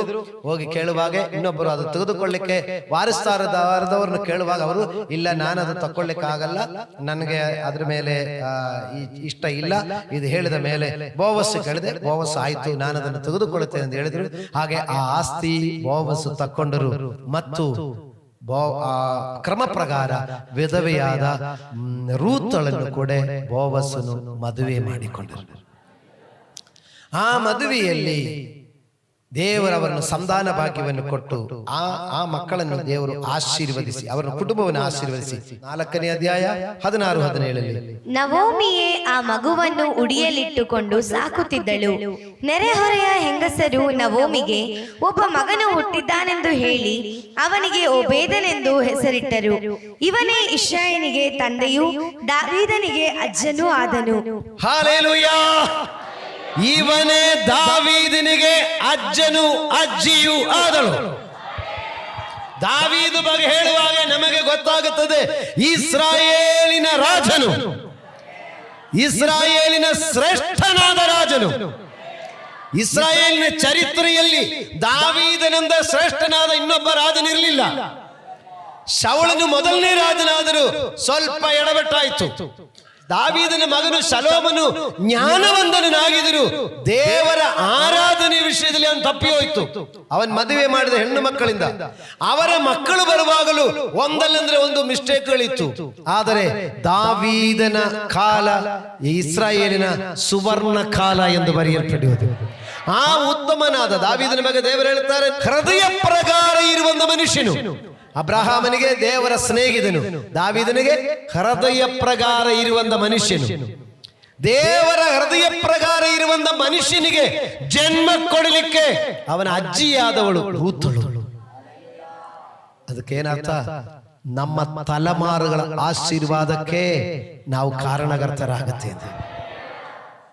ರೂತಳು ಒಳ್ಳೆ ತೀರ್ಮಾನ ಮಾಡಿದ್ರಿಂದ ರೂತಳಲ್ಲಿ ಬೋವಸ್ಸಿನಲ್ಲಿ ರೂತಳಿಗೆ ಪೆರೇಸನೆಂಬವನು ಹುಟ್ಟಿದನು. ಆ ಪೆರೇಸೆಂಬವನಲ್ಲಿ ಓಬೇದನೆಂಬುದನ್ನು ಹುಟ್ಟಿದನು. ಆ ಓಬೇದನಲ್ಲಿ ಈಶಾಯನು ಹುಟ್ಟಿದನು. ಈಶಾಯನಲ್ಲಿ ದಾವೀದು.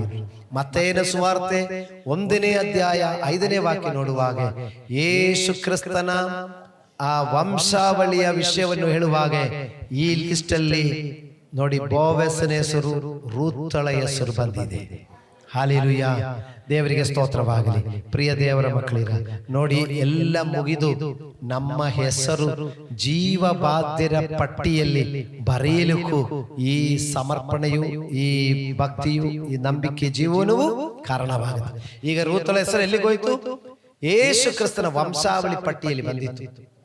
ಹೀಗೆ ರೂತಳ ಜೀವನ ಶುಭಕರವಾಯಿತು. ಗಮನಿಸಿ, ಒಂದು ಕಾಲದಲ್ಲಿ ತೆನೆ ಆಯ್ಲಿಕ್ಕೆ ಹೋಗಿದ ರೂತಳು ಹೀಗೆ ಅದೇ ಜಮೀನಿನ ಯಜಮಾನಟಿಯಾಗಿ ಮಾರ್ಪಟ್ಟಿದ್ದಾರೆ. ಈ ಅಭಿವೃದ್ಧಿಗೆ, ಈ ಘನತೆಗೆ ಕಾರಣ ಏನಾಯ್ತು? ಒಂದು, ಅವಳ ಭಕ್ತಿ. ಎರಡು, ಅವರ ಸಮರ್ಪಣೆ. ಮೂರು, ಅವರ ದೀನ ಭಾವ. ಇದೇ ಅವಳನ್ನು ಸಮೃದ್ಧಿಯಲ್ಲಿಯೂ ಆಶೀರ್ವಾದದಲ್ಲಿಯೂ ಮತ್ತು ಅವಳ ಹೆಸರು ವಂಶಾವಳಿ ಪಟ್ಟಿಯಲ್ಲಿ ಬಂದಿದೆ. ನಮಗೆ ನಮ್ಮ ಭಕ್ತಿಯು, ನಮ್ಮ ನಂಬಿಕೆಯು, ದೇವರ ಮೇಲಿರುವಂತ ನಮ್ಮ ಸಮರ್ಪಣೆಯು ನೋಡಿ, ನಮಗೆ ಅಭಿವೃದ್ಧಿಯು ಘನತೆಯು ಮಾತ್ರವಲ್ಲ, ದೇವರ ಜೀವಬಾಧ್ಯರ ಪಟ್ಟಿಯಲ್ಲಿ ನಮ್ಮ ಹೆಸರುಗಳು ಕೂಡ ಬರುವ ಹಾಗೆ ಇದು ನಮಗೆ ಅನುಗ್ರಹವಾಗಿರುತ್ತದೆ. ಹಲ್ಲೆಲೂಯಾ. ಹಾಗಾದ್ರೆ ಈ ಭಾನುವಾರ ನಾವೇನು ತೀರ್ಮಾನ ಮಾಡ್ತೇವೆ? ಏನ್ ತೀರ್ಮಾನ ಮಾಡ್ತೇವೆ? ಬರಕಾಲ ಬಂದಿದರೂ ರೊಟ್ಟಿ ಮನೆ ಬಿಡಬಾರದು. ದೇವರು ನಮ್ಮನ್ನು ಕರೆದು ಸೇರಿಸಿರುವ ದೇವರ ಮನೆ ಇದು. ಈ ಮನೆಯಲ್ಲಿ ಏನೊಂದು ಬರಕಾಲ, ಏನೋ ಒಂದು ಬೇಸರ, ಏನೋ ಒಂದು ಸಮಸ್ಯೆ, ಏನೋ ಒಂದು ಕಷ್ಟ ಬಂದರೂ ರೊಟ್ಟಿ ಮನೆ ಬಿಟ್ಟೋಗಬೇಡ ಮಕ್ಕಳೇ. ಇಲ್ಲಿದ್ದೀರಾ? ರೊಟ್ಟಿ ಮನೆ ಬಿಟ್ಟು ಎಲ್ಲಿಗೆ ಹೋಗುದು? ಮೋವಾಬಕ್ಕೆ ಹೋಗ್ಲಿಕ್ಕೆ ಇರುವುದು. ರೊಟ್ಟಿ ಮನೆ ಬಿಡಬೇಡ ಮಕ್ಕಳು. ತೀರ್ಮಾನ ಮಾಡು. ಅಭಿವೃದ್ಧಿ ಬೇಕಾ? ಹಿಂಗೆ ಆದ್ರೆ ಬೇಡ ಪಾಸ್ಟರ್. ಬೇಕು. ಘನವಂದನಾಗಬೇಕಾ? ಒಂದು ಬಿಟ್ಟಿದೆ, ಎಫ್ರಾತದಲ್ಲಿ ಸತ್ಕಾರ್ಯ ನಿಮಗೆ ತುಂಬಿ, ಘನವಂದ ತುಂಬಿ ಮತ್ತೊಬ್ಬರಿಗೆ ಸತ್ಕಾರ್ಯ ಮಾಡುವಷ್ಟು ದೇವರು ಕೊಡ್ತಾರೆ. ಉಪಕಾರ ಮಾಡ್ಲಿಕ್ಕೆ ನಮ್ಮ ಕೈಲಿ ಇದ್ರೆ ಕೊಡ್ಲಿಕ್ಕೆ ಆಗೋದು, ಇನ್ನೊಬ್ಬರಿಗೆ ಕೊಡುವ ಹಾಗೆ ಮಾಡ್ತಾರೆ ದೇವರು. ನಾವು ಯಾವಾಗಲೂ ಬೆಳೆಸ್ತನ, ಕಣ್ಣೀರು, ಕಷ್ಟ, ನೋವು, ದುಃಖ ಅಂತ ಹೇಳಿಕೊಂಡಿರ್ಲಿಕ್ಕಲ್ಲ, ದೇವರು ಕೊಡ್ತಾರೆ. ಒಂದು, ರೊಟ್ಟಿ ಮನೆ ಬಿಡದೆ ನೋಡಿಕೊಳ್ಳಿ.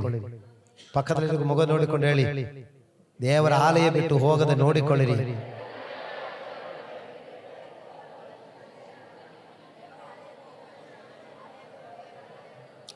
ಸರಿ, ಬರಕಾಲವಾದರೂ ಬೆತ್ಲೆಹೇಮಲ್ಲಿ ಇರಬೇಕು. ಓಕೆ, ಸರಿ. ಒಂದು. ಆಮೇಲೆ ಎರಡನೇದಾಗಿ, ಅವನು ಬರಕಾಲ ಬಂದು ಹೋಗಿರುವುದು ನೋಡಿ. ನಾವು ಅಗತ್ಯಕ್ಕೆ, ನಮ್ಮ ಅಗತ್ಯಕ್ಕೆ ನಾವು ಒಂದು ಒಳ್ಳೆಯದು ಹುಡುಕುವಾಗಲೂ ಇದು ದೇವರ ಚಿತ್ತ ಇದೆಯಾ ಎಂಬುದು ಪರೀಕ್ಷಿಸಬೇಕು. ಅಲ್ಲಿ ಚೆನ್ನಾಗಿದೆ ಎಂದು ಓಡೋದಲ್ಲ, ಮೋವಾಬ್ ಹೇಗಿದೆ ಎಂದು ನೋಡಬೇಕು. ನೋಡಿ, ಯಾವುದೇ ಕಾರ್ಯಗಳಿಗೆ ಕಣ್ಣಿನ ನೋಟಕ್ಕೆ ಸರಿ ನೆಲೆಕೊಂಡು ನಾವು ಮುಂದಕ್ಕೆ ಹೆಜ್ಜೆ ಇಡಬಾರದು. ದೇವರ ಚಿತ್ತ ಇದೆಯಾ ಎಂದು ನೋಡಿಕೊಂಡು ಹೆಜ್ಜೆ ಇಡಬೇಕು. ಎರಡನೇದು, ಘನವಂದನಾಗಿ ದಾನ ಧರ್ಮ ಮಾಡಿ ಅಭಿವೃದ್ಧಿ ಹೊಂದಿಕೊಳ್ಳಿಕ್ಕೆ. ಎರಡನೇದು, ದೇವರ ಚಿತ್ತ ಇದೆಯಾ ಅಂತ ಹೇಳಿಕೊಂಡೇ ಯಾವುದೇ ಕಾರ್ಯಕ್ಕೆ ಮುಂದೆ ಹೋಗಬೇಕು. ಎರಡು. ಮೂರನೇದಾಗಿ, ಮೋವಾಬ ದೇಶಕ್ಕೆ ಹೋಗಿ ಅನ್ಯ ಜನರೊಂದಿಗೆ ಸಂಬಂಧ ಮಾಡಿಕೊಳ್ಳಿ. ಮೂರನೇದು, ನಮ್ಮ ಸಂಬಂಧಗಳು ಅನ್ಯ ಜನರ ಜೊತೆ ಸೇರಿ ಇಜ್ಜೋಡಾಗಬೇಡಿರಿ. ವಯಸ್ಸು ಮಕ್ಕಳೇ, ಮದುವೆ ಮಾಡ್ಲಿಕ್ಕಿರುವಂತ ಗಂಡು ಮಕ್ಕಳು, ಹೆಣ್ಣು ಮಕ್ಕಳು, ನಿಮಗೆ ತಕ್ಕ ಜೋಡಿಕಾಗಿ ದೇವರನ್ನು ಕೇಳಿಕೊಳ್ಳಿರಿ, ಆದರೆ ಅನ್ಯ ಜನರ ಜೊತೆ ಸೇರಿ ಇಜ್ಜೋಡಾಗಬೇಡಿರಿ. ಮೂರಾಯ್ತು. ನಾಲ್ಕನೇದು, ಅತ್ತೆ ಸೊಸೆ, ಬರೀ ಅತ್ತೆ ಸೊಸೆ ಮಾತ್ರ ಅಲ್ಲ, ಸಂಬಂಧಗಳಿಗೆ ಗೌರವಿಸುವರಾಗಿರಿ. ಐದನೇದು, ಅಲ್ಲಿಂದ ಅವರು ವಾಪಸ್ ಬಂದರು ನೋಡಿ. ಕಷ್ಟ ಬರುವಾಗಲಾದರೂ ಬೆತ್ಲೆಹೇಮಿಗೆ ಬರಲಿಕ್ಕೆ ಮನಸ್ಸಿರಲಿಲ್ಲ. ಆರನೇದು, ಬೆತ್ಲೆಹೇಮಿಗೆ ಹೋಗಿದ ಮೇಲೆ ನೋಡಿ, ಅತ್ತೆಯನ್ನು ಕೇಳಿಕೊಂಡು ಹೋಗಿದ ಸೊಸೆ. ಹಿರಿಯವರನ್ನು ಕೇಳಿಕೊಂಡು ಮಾಡಿರಿ. ನಾವು ವಿದ್ಯಾಭ್ಯಾಸ ಬಂದಿದೆ, ನಮಗೆ ಪೇಮೆಂಟ್ ಇದೆ, ಸ್ಟ್ಯಾಂಡರ್ಡ್ ಇದೆ ಅಂತ ಹೇಳಿಕೊಂಡು ಹಿರಿಯವರಿಗೆ ಮರ್ಯಾದೆ ಕೊಡದೆ ಹೋಗಬಾರದು. ಹಿರಿಯವರಿಗೆ ತಕ್ಕ ಮರ್ಯಾದೆ ಕೊಡಿರಿ. ಎಷ್ಟಾಯ್ತು? 6. ಏಳನೇದು, ಬೆಳಿಗ್ಗೆ ಎದ್ದು ಕೆಲಸಕ್ಕೆ ಹೊರಟರು. ಬೆಳಿಗ್ಗೆ ಎದ್ದು ಕೆಲಸಕ್ಕೆ ಹೋಗಬೇಕು. ಚಳಿ ಇದೆ, ಮಳೆ ಇದೆ, ಮೋಡ ಇದೆ, ಸೈಕ್ಲೋನ್ ಎಲ್ಲೋ ಬರ್ತಾ ಇದೆ, ಬೆಡ್ಶೀಟ್ ಇನ್ನೂ ಸ್ವಲ್ಪ ಹಾಕೊಂಡು ಮಲ್ಕೊಂಡಿದ್ರೆ ಸೋಮೇರಿಯೇ ಇರುವಿನ ಕಡೆ ಹೋಗಿ ಈ ಬುದ್ಧಿ ಕಲಿಯಿರಿ ಎಂದು ಜ್ಞಾನೋಕ್ತಿ ಹೇಳ್ತಾ ಇದೆ. ಇರುವೆ ಕಡೆ ಹೋಗಿ ಬುದ್ಧಿ ಕಲಿಯಿರಿ ಅಂತ. ಬೆಳಿಗ್ಗೆ ಎದ್ದು ಕೆಲಸಕ್ಕೆ ಹೋಗಬೇಕು. ಆವಾಗ ಆ ಅಭಿವೃದ್ಧಿ, ಆಶೀರ್ವಾದ ಧಾರಾಳವಾಗಿ ಕೊಡುವುದು. 8ನೇದು, ಹೋಗುವುದು ದೈವಯೋಗದಿಂದ ಹೋಗುವರಾಗಿರಲಿ. ನಮ್ದೆಲ್ಲ ಸ್ಟ್ಯಾಂಡರ್ಡ್ಗಳಿದ್ದರು, ಎಲ್ಲದಕ್ಕೂ ದೇವರ ಕೃಪೆ ಹುಡುಕಬೇಕು. ಕರ್ತನೇ, ನಾನು ನಿನ್ನ ಕೃಪೆಯಲ್ಲಿ ಆಶ್ರಯಿಸಿಕೊಳ್ಳುತ್ತೇನೆ. ನನ್ನ ಎಜುಕೇಶನ್ ಅಲ್ಲಲ್ಲ, ನನ್ನ ಸರ್ಟಿಫಿಕೇಟ್ ಅಲ್ಲಲ್ಲ ದೇವರೇ, ನನ್ನ ಒಂದು ಶಕ್ತಿಯಲ್ಲಿ, ಬುದ್ಧಿಶಕ್ತಿಯಲ್ಲ, ನಿನ್ನ ಕೃಪೆಯಲ್ಲಿ ಆಶ್ರಯಿಸಿಕೊಳ್ಳುತ್ತೇನೆ. ಎಷ್ಟು? 8ನೇದು, ನಿನ್ನ ಕೃಪೆಯಲ್ಲಿ ಆಶ್ರಯಿಸಿ. ದೈವೋಕ್ತಿಯಿಂದ ಹೋಗಿದೆ. ಅಲ್ಲಿ ಹೋಗಿದ ಮೇಲೆ ನೋಡಿ, ನೀ ದೈವಯೋಗದಿಂದ ಹೋದರಿಂದ ಕರುಣೆ ಸಿಕ್ಕಿತು. ಕರುಣೆ ಸಿಕ್ಕಿ ಮತ್ತು ಅವರು ಅಲ್ಲಿ ಒಳ್ಳೆ ಯಜಮಾನನಿಗೆ ಇದರಲ್ಲಿ ಹೋಗಲಿಕ್ಕೆ ಸಾಧ್ಯವಾಯಿತು. ಅವಳಿಗೆ ಅಭಿವೃದ್ಧಿ ಆಯಿತು ಮತ್ತು ಹೆಸರು ಜೀವಬಾಧ್ಯರ ಪಟ್ಟಿಯಲ್ಲಿ ಪರಿವರ್ತನೆ ಆಯಿತು. Hallelujah, hallelujah. ಈ ಕಾರ್ಯಗಳಲ್ಲಿ ನವೋಮಿ ಮತ್ತು ರೂತಳು ನಡ್ಕೊಂಡದ್ರಿಂದ ಏನಾಯಿತು? ಒಂದು, ದೇವರು ಇಸ್ರಾಯೇಲನ್ನು ಮನೆ ಕಟ್ಟಿರುವ ರಾಹೇಲನ್ನು, ಲೇಯಳನ್ನು ಆಶೀರ್ವದಿಸಿದ ಹಾಗೆ ನಿನ್ನನ್ನು ಅಭಿವೃದ್ಧಿಪಡಿಸಲಿ. ಎಫ್ರಾತದಲ್ಲಿ ನಿನಗೆ ಸತ್ಕಾರ್ಯ ಮಾಡುವಂತೆ ಸಹಾಯ ಮಾಡಲಿ. ಬೆತ್ಲೆಹೇಮಲ್ಲಿ ನೀ ಘನವಂತನಾಗು. ಈ ಆಶೀರ್ವಾದ ದೇವರಿಗೆ ಸ್ತೋತ್ರ. ದೇವರ ಸನ್ನದಿಯಲ್ಲಿ ಮುಣಗಾಲು ಕೇಳೋಣ. ಹೌದು ಕರ್ತನೇ, ನನ್ನ ಜೀವನದ ಬರಕಾಲಗಳ ಮಧ್ಯದಲ್ಲಿ ನಾನು ಕೆಲ ತಪ್ಪಾದ ನಿರ್ಧಾರಗಳು ಮಾಡಿದೆ. ನನ್ನ ಜೀವನದ ಬರಕಾಲದಲ್ಲಿ ನಾನು ಕೆಲ ಯೋಚನೆ ಇಲ್ಲದ ತೀರ್ಮಾನಗಳು ಮಾಡಿದೆ. ಇವತ್ತು ನನಗೆ ಅರ್ಥ ಆಯಿತು, ನಾನು ದುಡುಕಿ ತೀರ್ಮಾನಗಳು ಮಾಡಿ ರೊಟ್ಟಿ ಮನೆಯಿಂದ ದೂರವಾಗಬಾರದು. ನಾನು ಬೆತ್ಲೆಹೇಮಿನಿಂದ ದೂರವಾಗಬಾರದು. ನಾನು ಬರಕಾಲವಿದ್ರೂ ಸರಿ, ಕಷ್ಟವಿದ್ರೂ ಸರಿ, ಸಮಸ್ಯೆಗಳಿದ್ರೂ ಸರಿ, ಬಾಧೆಗಳಿದ್ರೂ ಸರಿ, ಈ ಬರಕಾಲ ನೀಗುವ ಒಂದು ದಿವಸ ಬಂದೇ ಬರುತ್ತದೆ ಎಂಬ ನಿರೀಕ್ಷೆಯೇ ನಾನಿರುವನಾಗಿರಬೇಕು. ದೇವರೇ, ಅದಕ್ಕೆ ಸಹಾಯ ಮಾಡಿರಿ. ಹೌದು ಕರ್ತನೆ, ನಾನು ಸ್ವಂತ ಬುದ್ಧಿಯಲ್ಲಿ ಏನೋ ಒಂದು ಸ್ವಲ್ಪ ಕಷ್ಟ ಬಂದೆ ಎಂದು ಹೇಳಿಬಿಟ್ಟು, ಏನೋ ಒಂದು ಸ್ವಲ್ಪ ಸಮಸ್ಯೆ ಬಂದಿದೆ ಎಂದು ಹೇಳಿಬಿಟ್ಟು, ನಾನು ರೊಟ್ಟಿ ಮನೆ ಬಿಟ್ಟು, ದೇವರ ಆಲಯ ಬಿಟ್ಟು, ದೇವರ ಸಭೆ ಬಿಟ್ಟು, ದೇವರನ್ನು ಬಿಟ್ಟು ನಾನು ಓಡುವನಾಗಿರಬಾರದು. ದೇವರೇ, ನಿನ್ನಲ್ಲಿ ಆಶ್ರಯಿಸಿಕೊಂಡಿರಬೇಕು. ನಾನು ಅಭಿವೃದ್ಧಿ ಹೊಂದಿಕೊಳ್ಳಲಿಕ್ಕೆ, ನಾನು ಘನವಂತನಾಗಲಿಕ್ಕೆ, ನಾನು ಮತ್ತೊಬ್ಬರಿಗೆ ದಾನ ಧರ್ಮ ಮಾಡಬೇಕಾಗಿದ್ದರೆ ಕರ್ತನೇ ನಿಮ್ಮ ಮುಂದೆ ತಗ್ಗಿಸಬೇಕೆಂದು ಗೊತ್ತಾಯಿತು.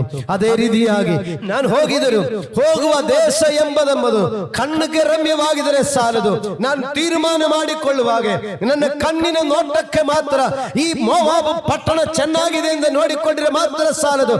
ಅದರದ ಮುಂದೆ ಹಿಂದೆ ಹೆಂಗೆ ಇದೆ, ಅದರ ಹಿನ್ನೆಲೆಗಳು ಹೆಂಗೆ ಇದೆ, ಅದರ ದಾರಿ ಹೇಗೆ ಇದೆ, ಇದು ದೇವರಿಗೆ ಇಷ್ಟ ಇದೆಯೋ, ನಾನು ಈ ಸ್ಥಳದಲ್ಲಿ ಇರುವುದಕ್ಕೆ ದೇವರಿಗೆ ಇಷ್ಟ ಇದೆಯೋ, ನಾನು ಈ ಕಾರ್ಯ ಮಾಡುವುದು ದೇವರಿಗೆ ಚಿತ್ತ ಇದೆಯೋ ಎಂದು ತಿಳುಕೊಳ್ಳುವಂತ ಮನಸ್ಸು ನನಗೆ ಕೊಡಿ ಸ್ವಾಮಿ.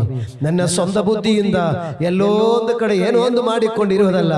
ನಾನು ಮೋವಾಬಲ್ಲಿರಬೇಕಾ, ನಾನು ಬೆತ್ಲೆಹೇಮಲ್ಲಿರಬೇಕಾ? ನೀ ಮಾತಾಡು ಸ್ವಾಮಿ. ನಾನು ಮೋವಾಬಕ್ಕೆ ಹೋಗಿದ ಮೇಲೆ ಅಲ್ಲಿ ಸಂಬಂಧ ಮಾಡಿಕೊಳ್ಳಬಹುದಾ? ನನ್ನ ಮಕ್ಕಳಿಗೆ ಅಲ್ಲಿಂದ ಮಕ್ಕಳನ್ನು ತೆಗೆಯಬಹುದಾ? ನಾನೊಬ್ಬ ಬೆತ್ಲೆಹೇಮಿನಾಗಿರುವಾಗ, ನಾನು ರೊಟ್ಟಿ ಮನೆಯ ಒಂದು ಸದಸ್ಯರಾಗಿರುವಾಗ, ನಾನು ಆಶೀರ್ವಾದದ ಮನೆಯಿಂದ ಬಂದು ಈ ಮೋವಾಬಿನಿಂದ ನಾನು ಹೆಣ್ಣು ಮಕ್ಕಳು ತಕ್ಕೊಳ್ಳಬಹುದಾ? ನಾನು ದೇವರನ್ನು ಕೇಳಲಿಲ್ಲ. ಕರ್ತನೇ, ಇವತ್ತು ಯಪ್ಪ ನಿನ್ನ ಅನುಮತಿ ಇಲ್ಲದೆ ನಾನು ಹೆಣ್ಣನ್ನು ತೆಗೆದುಕೊಳ್ಳುವುದಾಗಲಿ, ಗಂಡನ್ನು ತೆಗೆದುಕೊಳ್ಳುವುದಾಗಲಿ, ನಿನ್ನ ಅಪ್ಪಣೆ ಇಲ್ಲದೆ ಎಲ್ಲೋ ಹೋಗಿ ಕಣ್ಣಿನ ನೋಟಕ್ಕೆ ನನ್ನ ದೃಷ್ಟಿಯಲ್ಲಿ ಸೆರಿ ತೋಚಿದನ್ನು ನಾನು ಮಾಡಿ ನಾನು ನಷ್ಟಪಟ್ಟಬಾರದು. ದೇವರೇ, ನನ್ನ ಕುಟುಂಬಕ್ಕೆ ನಷ್ಟ ಬರಬಾರದು. ನಾನು ಅನ್ಯ ಜನರ ಜೊತೆ ಸೇರಿ ಜೋಡಾಗಿ ನನಗೆ ಮಕ್ಕಳು ನಷ್ಟ ಆಗಬಾರದು. ಅನ್ಯ ಜನರ ಜೊತೆ ಸೇರಿ ಜೋಡಾಗಿ ನನ್ನ ಕುಟುಂಬದಲ್ಲಿ ನಷ್ಟಗಳು ಬರಬಾರದು. ದೇವರೇ, ನಾನು ಯಾರ ಜೊತೆ ಸಹವಾಸ, ನಾನು ಯಾರ ಜೊತೆಯಲ್ಲಿ ಸಂಬಂಧ, ನಾನು ಹೇಗಿರುತ್ತೆ ಎಂಬುದನ್ನು ಸರಿಯಾಗಿ ಯೋಜಿಸುವಂತ ಮನಸ್ಸುಂಟಾಗಲಿ. ಅದು ಮಾತ್ರವಲ್ಲದೆ ಕರ್ತನೇ, ಸಂಬಂಧಗಳಿಗೆ ಗೌರವ ಕೊಡುವಂತ ಮನಸ್ಸಪ್ಪ. ನಿನ್ನ ದೇವರು ನನ್ನ ದೇವರು, ನಿನ್ನ ಜನ ನನ್ನ ಜನ. ನಂದು ಬೇರೆ ನಿಂದು ಬೇರೆ. ಅವ್ರಿಗೂ ನಮಗೂ ಆಗಲ್ಲ ಅಂತ ಮಾತು ಹೇಳದೆ, ಅವ್ರಿಗೂ ನಮಗೂ ದೂರ ಅಂತ ಹೇಳದೆ, ಅವ್ರಿಗೂ ನಮಗೂ ಸರಿ ಬರಲ್ಲ ಅಂತ ಹೇಳದೆ, ನಿನ್ನ ಜನ ನನ್ನ ಜನ, ಸಭೆಯಲ್ಲಿ ಬರುವವರೆಲ್ಲರೂ ನನ್ನ ಜನ. ಸಭೆಯಲ್ಲಿ ಬರುವವರೆಲ್ಲರೂ ಓ ನನಗೆ ಸ್ವಂತ, ಓ ನಾನು ಅದಕ್ಕೆ ನೀನ್ ಬೇರೆ ನಾನ್ ಬೇರೆ ಎಂದ ಭಾವನೆ ಇಲ್ಲದೆ, ಓ ನಾವು ದೊಡ್ಡ ಸ್ಥಿತಿಗೆ ನೀ ಚಿಕ್ಕ ಸ್ಥಿತಿಗೆ ಎಂದು ಹೇಳಿಕೊಳ್ಳದೆ, ನಿನ್ನ ಜನ ಎಂದ ಮೇಲೆ ಅದು ನನ್ನ ಜನ. ಒಂದ ಮನಸ್ಸು ನನಗೆ ಉಂಟಾಗಲಿ ಅಪ್ಪ, ಅಂದ ಹೃದಯ ನನಗೆ ಉಂಟಾಗಲಿ ಅಪ್ಪ. ಓ ಯೆಹೋವಾ, ದೇವರನ್ನು ಆರಾಧನೆ ಮಾಡಿ, ನಿನ್ನ ದೇವರು ನನ್ನ ದೇವರು, ನೀನಿರುವ ಸ್ಥಳದಲ್ಲಿ ನಾನಿರುತ್ತೇನೆ, ನಿನ್ನನ್ನು ಬಿಟ್ಟು ನಾನು ಹೋಗಲ್ಲ.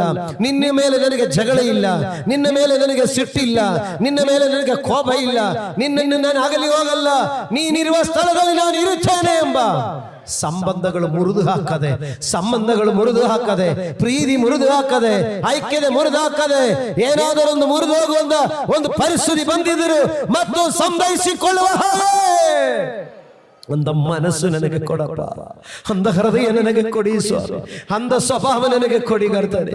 ಓ ನಾನು ಬೆಳಿಗ್ಗೆ ಎದ್ದು ಹೊಕ್ಕಲಾಯುವ ಕೆಲಸ ಆದರೂ ನಾನು ಹೋಗುತ್ತೇನೆ, ಹೊಕ್ಕಲಾಯುವ ಕೆಲಸ ಆದರೂ ಹೋಗುತ್ತೇನೆ.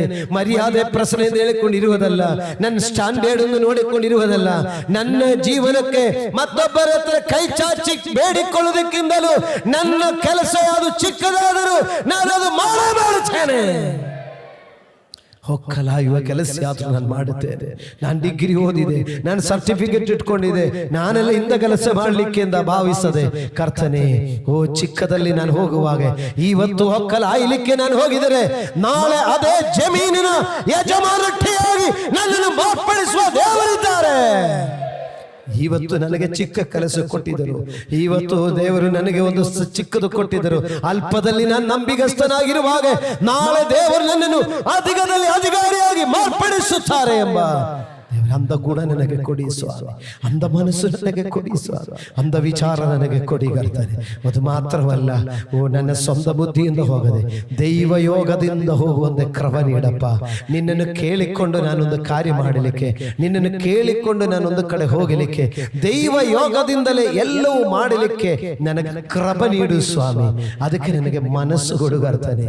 ಓ ನಮ್ಮ ಕರ್ತನಾದ ಯೇಸುವೆ, ನೀ ಒಳ್ಳೆಯ ಮದುಮಗನಂದೆ ಆಕಾಶ ಮೇಘಗಳಲ್ಲಿ ಮೇಘವಾಹನನಾಗಿ ಮದುಮಗನಂದೇ ಬರುವಾಗ ಒಳ್ಳೆ ಮದುಮಗಳ ಹಾಗೆ ನಿಮ್ಮ ಮುಂದೆ ನಾವು ತೆಗೆಯಲ್ಪಡುವಂದ ಎತ್ತಲ್ಪಡುವಂದ ಉತ್ತಮ ಕನ್ಯೆಗಳಾಗಿ ಕಾಣಿಸಿಕೊಳ್ಳುವಂತೆ ಅಲ್ಲಿ ತನಕ ತಗ್ಗಿಸಿಕೊಂಡು ದೇವರೇ ದೀನ ಭಾವದಲ್ಲಿರುವಂತೆ ನನಗೆ ಕ್ರಮಗೊಡಿಗರ್ತಾನೆ.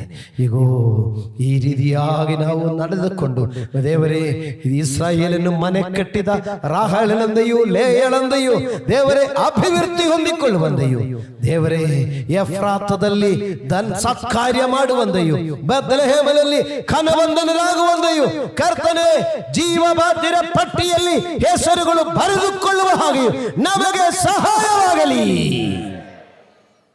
ಅಪ್ಪ. ಮಕ್ಕಳನ್ನು ಅನುಗ್ರಹಿಸುತ್ತೇನೆ, ಈ ಸಭೆಯನ್ನು ಆಶೀರ್ವದಿಸುತ್ತೇನೆ. ನಿಮ್ಮ ವಚನ ಹೇಳ್ತಾ ಇದೆಯಲ್ಲ, ಅದನ್ನು ವಚನವನ್ನು ಕಳುಹಿಸಿ ಅವರನ್ನು ಸ್ವಸ್ಥ ಮಾಡಿದನು. ಮಕ್ಕಳು ವಾಕ್ಯ ಕೇಳಿ ಸ್ವಸ್ಥರಾಗಿ ಬಿಡುಗಡೆ ಹೊಂದಿಕೊಳ್ಳಲಿ. ದೇವರೇ ಒಳ್ಳೆ ಬೋವಸ್ಸು ಎಲ್ಲ ಮಕ್ಕಳಿಗೂ ಸಿಕ್ಕಲಿ, ಒಳ್ಳೆಯ ನೆಲ ಮಕ್ಕಳಿಗೆ ಸಿಕ್ಕಲಿ, ಒಳ್ಳೆಯ ಅಭಿವೃದ್ಧಿ ಮಕ್ಕಳಿಗೆ ಉಂಟಾಗಲಿ, ಒಳ್ಳೆಯ ಸತ್ಕಾರ್ಯ ಮಾಡಲಿಕ್ಕೆ ತಕ್ಕ ಪರಿಸ್ಥಿತಿಗಳು ಮಕ್ಕಳಿಗೆ ಆಶೀರ್ವಾದವಾಗಲಿ. ಮಕ್ಕಳು ಊರು ಬಾಗಿಲಿನಲ್ಲಿ ಘನವಂತನರಾಗಲಿ. ಈ ಸಭೆಯ ಮಕ್ಕಳೆಲ್ಲರಿಗೂ, ಈ ವಾಕ್ಯ ಕೇಳಿದ ಮಕ್ಕಳೆಲ್ಲರಿಗೂ ಈ ಶುಭಗಳು ಉಂಟಾಗಲಿ. ಜೀವಬಾಧ್ಯರ ಪಟ್ಟಿಯಲ್ಲಿ ಹೆಸರು ಬರೆಯುವಂತ ಭಾಗ್ಯ ಎಲ್ಲರಿಗೂ ಸಿಕ್ಕಲಿ. ನಿನ್ನ ಕೃಪೆಯಲ್ಲಿ ಮರಮಾಚಿಕೊಳ್ಳುತ್ತೇನೆ. ಕೂಡಿ ಬಂದ ಎಲ್ಲ ಮಕ್ಕಳನ್ನು ಈ ವಾಕ್ಯಗಳ ಮೂಲಕ, ಈ ವಚನಗಳ ಆಧಾರದ ಮೇಲೆ ಈ ಮಕ್ಕಳ ಅಭಿವೃದ್ಧಿ ಹೊಂದಿ ಘನವಂತರಾಗಿ ಮತ್ತು ಇವರು ಸತ್ಕಾರ್ಯಗಳು ಮಾಡುವ ಹಾಗೆ ಕರ್ತನೆವರೇ ನನಗ್ರಹಿಸು. ತಂದೆ, ಕುಮಾರ, ಪವಿತ್ರಾತ್ಮನ ಹೆಸರಿನಲ್ಲಿ ಆಶೀರ್ವದಿಸಿ ಪ್ರಾರ್ಥಿಸುತ್ತೇನೆ ಪರಲೋಕದ ತಂದೆಯಾದ ದೇವರೇ. ನಮ್ಮ ಪ್ರಾರ್ಥನೆ ಕೇಳಿದ ದೇವರಿಗೆ ಸಂತೋಷವಾಗಿ ಎರಡು ಕೈಗಳೆತ್ತಿ ಸ್ತೋತ್ರ ಮಾಡೋಣ.